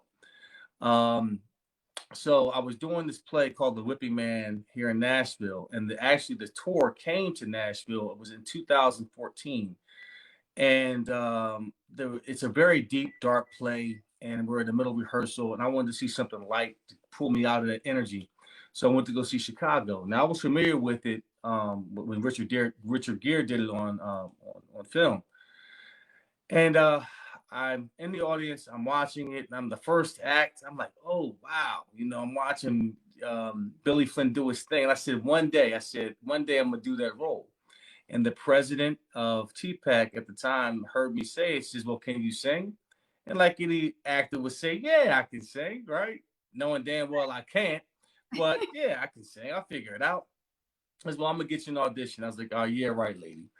So 2 weeks goes by. She calls me back. She says, Eddie, I talked to the Weislers, the lead producers of Chicago, and they want to fly you up to New York to audition for the role of Billy Flynn. And I'm like, word? She says, yes, really. And I'm like, oh shit, I can't sing. Like, I don't know. I was like, all right, well, this is a once in a lifetime deal. So I said, well, how long do I have to prepare? She says, you got 2 weeks. So I've taken singing lessons before to work with my voice. So I'll go work to my acting coach. We go over the sides, we go over the songs, and I'm just nervous about it. So it was November the 17th of 2015, I think, or 14. It was 14. And I go up to New York City, and I put on my best suit, my top hat, and I said, well, hey, I'm going to this audition, and one way or another is going to be a great story. Either I fall flat on my face or I get it, one or the other. So I go to where the theater is, the Ambassador Theater in New York City on 46th Street. I go into the side door. I go down the bowels of the theater. I come out on stage, and it's pitch black and nothing but lights. Nobody in the audience. And I'm like, oh man, this is it. I'm thinking of all the great actors that have blessed the stage to do this role. And I'm thinking, damn, I don't belong here. Now, I played in some great stadiums. I played against some great teams, but nothing was more intimidating than this. And I'm like, all right, well, let's breathe. Let's calm down. Let's go through it. So the piano player comes out on stage. He puts his music sheet up on the piano, and he's warming up, doing his thing, going through the scales. And he's like, all right, Mr. George, we're going to start from the top. All I care about is love. What key are you in? I'm like, let's pick one. I don't know. D flat, E. I don't know. Let's figure it out. So we figure out my key. I sing the songs a couple times. No, you can't do that. Everybody in the chat is saying we need you to sing what you auditioned. Come on, now. You gotta. We ain't doing all that. You gotta pay for that. You gotta pay. You gotta pay to see that. So I wind up doing the songs, do the sides, and I hear this clapping coming down Broadway, and it's Barry Weister. He says, "Oh my gosh, that was fantastic! Let's do it. Let's do it. Yes, let's do it. Let's come to Broadway." I'm like, word, I'm going to be on Broadway? Yes. My people will call your people. I was like, oh my God, I was crazy. It was crazy. I'm going to be on Broadway. I was like, when? And I didn't hear from that man until the following year. That's how it works. Broadway works. But that's how I got on Broadway, and did it for 8 weeks stint in 2016 in New York City. Great experience. And then I did the touring company for the last 3 years prior to the pandemic, and now I'm coaching. So, but yeah, anybody that wants to hear me sing on Broadway, you're going to have to do that when I go back on Broadway. You're going to have to pay a healthy ticket for that. So, hey, touche. That's how you doing, huh? hey, my wife is really the singer. I can hold a few notes, but I'm not. I know my strengths. I know my weaknesses. So hey Eddie, Eddie, man, we're all celebrating Black excellence today with the game. There's no better couple that celebrate Black excellence than you and your wife Taj. If whoever doesn't know, I met Taj years ago at an event. Maybe it was at a Super Bowl or something, and obviously Taj is famed from SWV, and So basically, we want you to sing an SWV song too. You might have to sing. You might Let's be singing all do it. How about SWV this? song. How about this? I'll just drop this. We'll all sing it together. I get so weak in my knees, I can hardly speak. I lose all control. And something takes over me. There we go. Come on. There you go. There you go. And I think, you know what? They had some great songs over the years, but the rendition of the Michael Jackson song was awesome. Right I think Here? that was that was one of their best songs, I think. Well, they've got Weak. They've got Right Here. They've got man, their shows are amazing. They've got a catalog that'll rival a lot of R&B female groups. I mean, they just did a versus against Escape in Atlanta this past year, and man, that was awesome. I mean, both groups were going back and forth. Yeah. But when SWV dropped their hits, you know, it was clear to me, you know, who might have won that. But it was awesome to see my wife in that environment and her doing her thing for sure. Yeah. Yeah, that was a fun versus. Hey, real quick, you guys, we have a question for Javon from Facebook. Javon, you still there? Yep. All right. Well, first of all, I know they say a lot of times that y'all don't read your press, but like it's impossible. You know, you're the most disruptive defensive tackle in the NFL this season is what they're calling you, right? Something like that. Don't be bashful. Don't be bashful. Yeah, man. Go Greg ahead. Say Easter yes, wouldn't like yes, that, I am. Javon. So Facebook wants to know, how do you feel about roughing the passer penalties in today's game? How do you feel about that? It's the worst penalty in football right now. You really gotta. We can't hear you. Hold on, we can't hear you. It's hard to hear. Bad. Can you hear me There now? we go. Yep. I said it's really the worst penalty in football right now. Because you really gotta think about how you can hit the quarterback when you're going full speed, and like you can't touch him you can't touch him on his head, you can't touch him in his legs, you can't land on him. So it's the worst penalty. I was sitting here looking at the game right now, scared. Every time we touch the quarterback, they're gonna throw a flag. So yeah, it's the worst for any. Hey, Javon, when I came to the league in '85, there was no such thing as hitting the quarterback and getting penalties and all that stuff. And yeah, it was crazy, man. It was the Wild West, wasn't it? Eddie, you know they didn't hold back, man. After the ball was thrown, he was still getting hit. Yeah. Hey, Ronnie, and it was okay. Hey, guys like Ronnie Lott and Steve Atwater coming at you, like coming downhill from about 15 yards, and you're coming across the middle, and you know they're there, and you know they're gonna hit you, and you know there ain't gonna be no penalties. That was a different time. It's a different game, bro. It's a different game. That's why I say you can't touch him.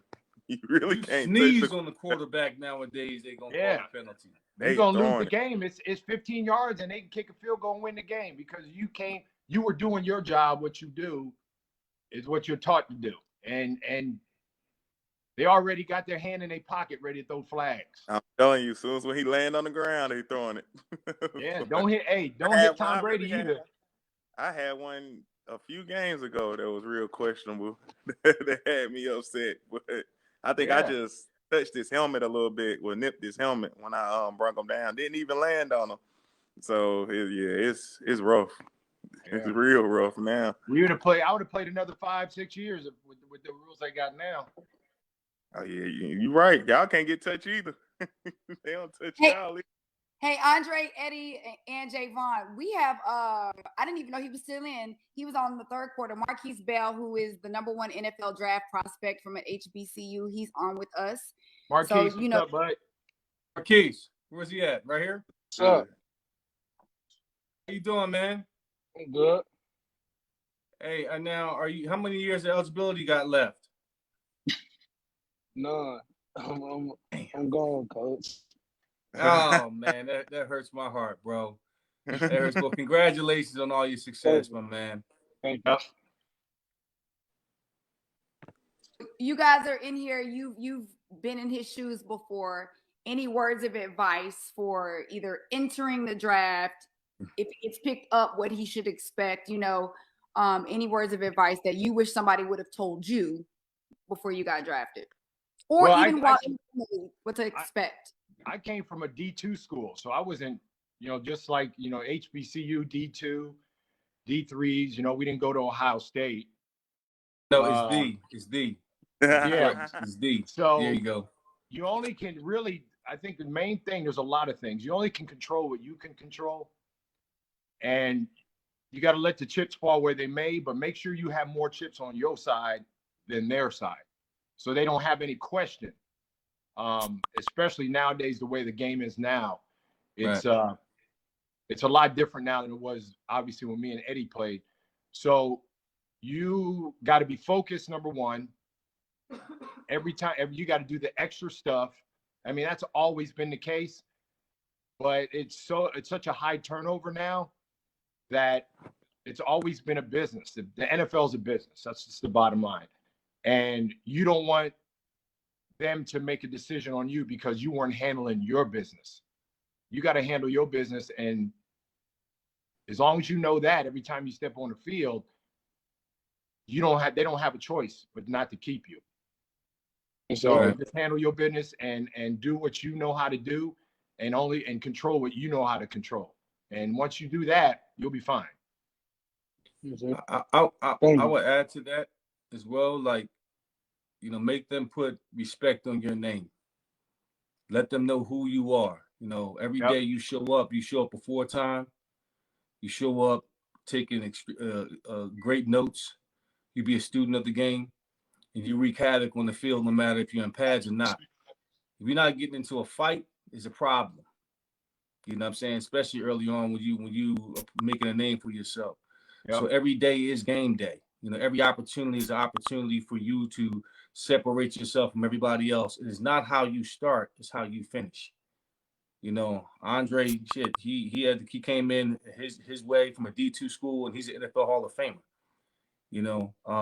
And there's a plethora of great HBCU graduates and legends that are in the NFL. The GOATs of all GOATs are from HBCUs. Jerry Rice, Walter Payton, Shannon Sharp. Those are just three of many. So It is possible, but they did it the long, hard way. You take all your experiences, good and bad, with you, and you go in there with a chip on your shoulder, and you let them know every single day, I'm here to take somebody's job. I don't know who it is or what, but somebody's going to go home today, and it ain't going to be me. Yeah, and to add to that, I mean, we played against HBCU guys. I played against Aeneas Williams. I went to Southern. Michael Strahan, another HBCU guy. These are all those two were my Hall of Fame class. And not only have they put them schools on the map, but they made it known that there's some good football played at HBCU schools. Richard Dent went to Tennessee State, I think, right? Eddie, did he go to Tennessee State? Richard Dent and Claude Humphreys, who just passed away. Claude Humphrey, yeah, he was in my class. He was in my Hall of Fame class. So, I think you hear the same thing all the time. These young guys hear the same thing all the time. Yeah. But let me tell you, once you get out there, those things come to the forefront really fast, and you got to be ready for it. That's the bottom line. Hey, by the way, speaking of that, Eddie, one of your guys is on, Devin Starling. You coach him, don't you? Devin, are you on? Are you here, Devin? Devon, can you hear me? Oh, Devon. I'm sorry, Devon. Hey, Devon. How you doing? Coach George. Eddie, what is that? Hey, Devon. Hey, you haunt me. You haunt me. Like, why are you haunting me? Right now? I know you seen me pass you the other day when you was driving. You seen me? I saw you speeding. Yes, I saw you speeding. Speeding. And you pulled ahead of me. You tried to cut me off. Late. I was almost late. I was trying to get the weights. You see what I'm saying? But now, why are we? That's not Tiger time. Right now, meet me on the hill. Here, you know the drill. It's off season, coach. No, there is. See, that's the problem. There is no off season. There is no off season. I'm in the weight room. That's why you see me going to the weight room. This is in season. Why are you late going to your lifts? See, look. See, my girl. We'll deal with that later on. Oh, what did you come on the program for? What you mean? What course you had? I'm to surprise you. You feel me? I'm your guy. You are. Oh, man. Look at you. You got the big smile on your face, so it was a good surprise. It was an excellent surprise. It was an excellent surprise. Yeah. I'm glad to see that's my guy right there. Hey, Eddie, we don't want one of your players to get exposed on Hang, man. We don't want one of your players to get exposed. Nah, I give him hell. He knows I love him. He comes from a great place. He's got his accolades right above his head. I got you. I love him to death. That's my dude. That is my dude. The game is wrapping up. I want to remind everybody that the holidays are right around the corner. So we're going to give a little shout out to Academy, who has a great holiday gift guide, curbside pickup, and for last minute shoppers like Eddie George. He told me he's already a last minute shopper. They will have extended hours now through Christmas Eve, so you can get your gear for everyone. So that's a great place. Look, just remember I told you that when you go shop there, Eddie. Thank you guys so much for joining us. I cannot believe the score. What was the final score? 31-10, right? 31-10, yeah. 31-10. 31-10 was the final score. All right. Any last minute words you guys have? It has been a pleasure listening. I always feel like I'm like sneaking in the barbershop listening to you guys talk. Y'all have the best stories, the best advice. So thank you guys so much for hanging with us today. Any last minute words as we close up today's hang? HBCU Convention Bowl is amazing. I just got a couple things to say. I got much respect for Eddie. Not only, again, I said that earlier as a player, but as a coach now. He's doing a great job there at Tennessee State. To the young guys that were on here, just keep doing what you do. Every day's a new day, and you got to, carpe diem. You got to face the day. That's really what it's all about. And again, I said you only can control what you can control. You don't want to be the guy that says I coulda, shoulda, woulda. We do that in this world too much anyway. So if you need advice, we're always, or just to talk to, I've talked to many of players over the years. I've been retired 21 years out of the league now. So I talk to a lot of guys. And again, my advice is, we all say the same things. All the guys that have been in the league, we say the same things, but we say it differently. But if you need anybody to talk to, we're always here. I know I'm here. Coach George is always there. Anybody you need to talk to, pick up the phone and use your fingers, man. We're definitely all about it. So it's great to be here. Jade, you do a great job as usual. And good luck to everybody. We'll see everybody next week. I'll probably be on here next week talking some more. Any other words, Davon? Anybody? George, what'd you give me for Christmas, Coach George? Oh, I got you something special, brother. I got something special. I got you a 45-pound plate. We do 45. Ain't no 25. Yeah, we're gonna get them. We're gonna build those shoulders. I got you a set of shoulders coming up. Hey, he said he got some advice, and that don't cost anything. Right. Merry Christmas, everybody. Thank Merry you Christmas, again to everybody. Hey, Star, I love you, man. Hey, guys, thank you for having me on. God bless. Hey, don't forget, if you guys took any pictures, videos, or anything for all the fans watching, whether you're on the Hang Live or on Facebook Live, make sure you tag at Academy or at Let's Hang Live.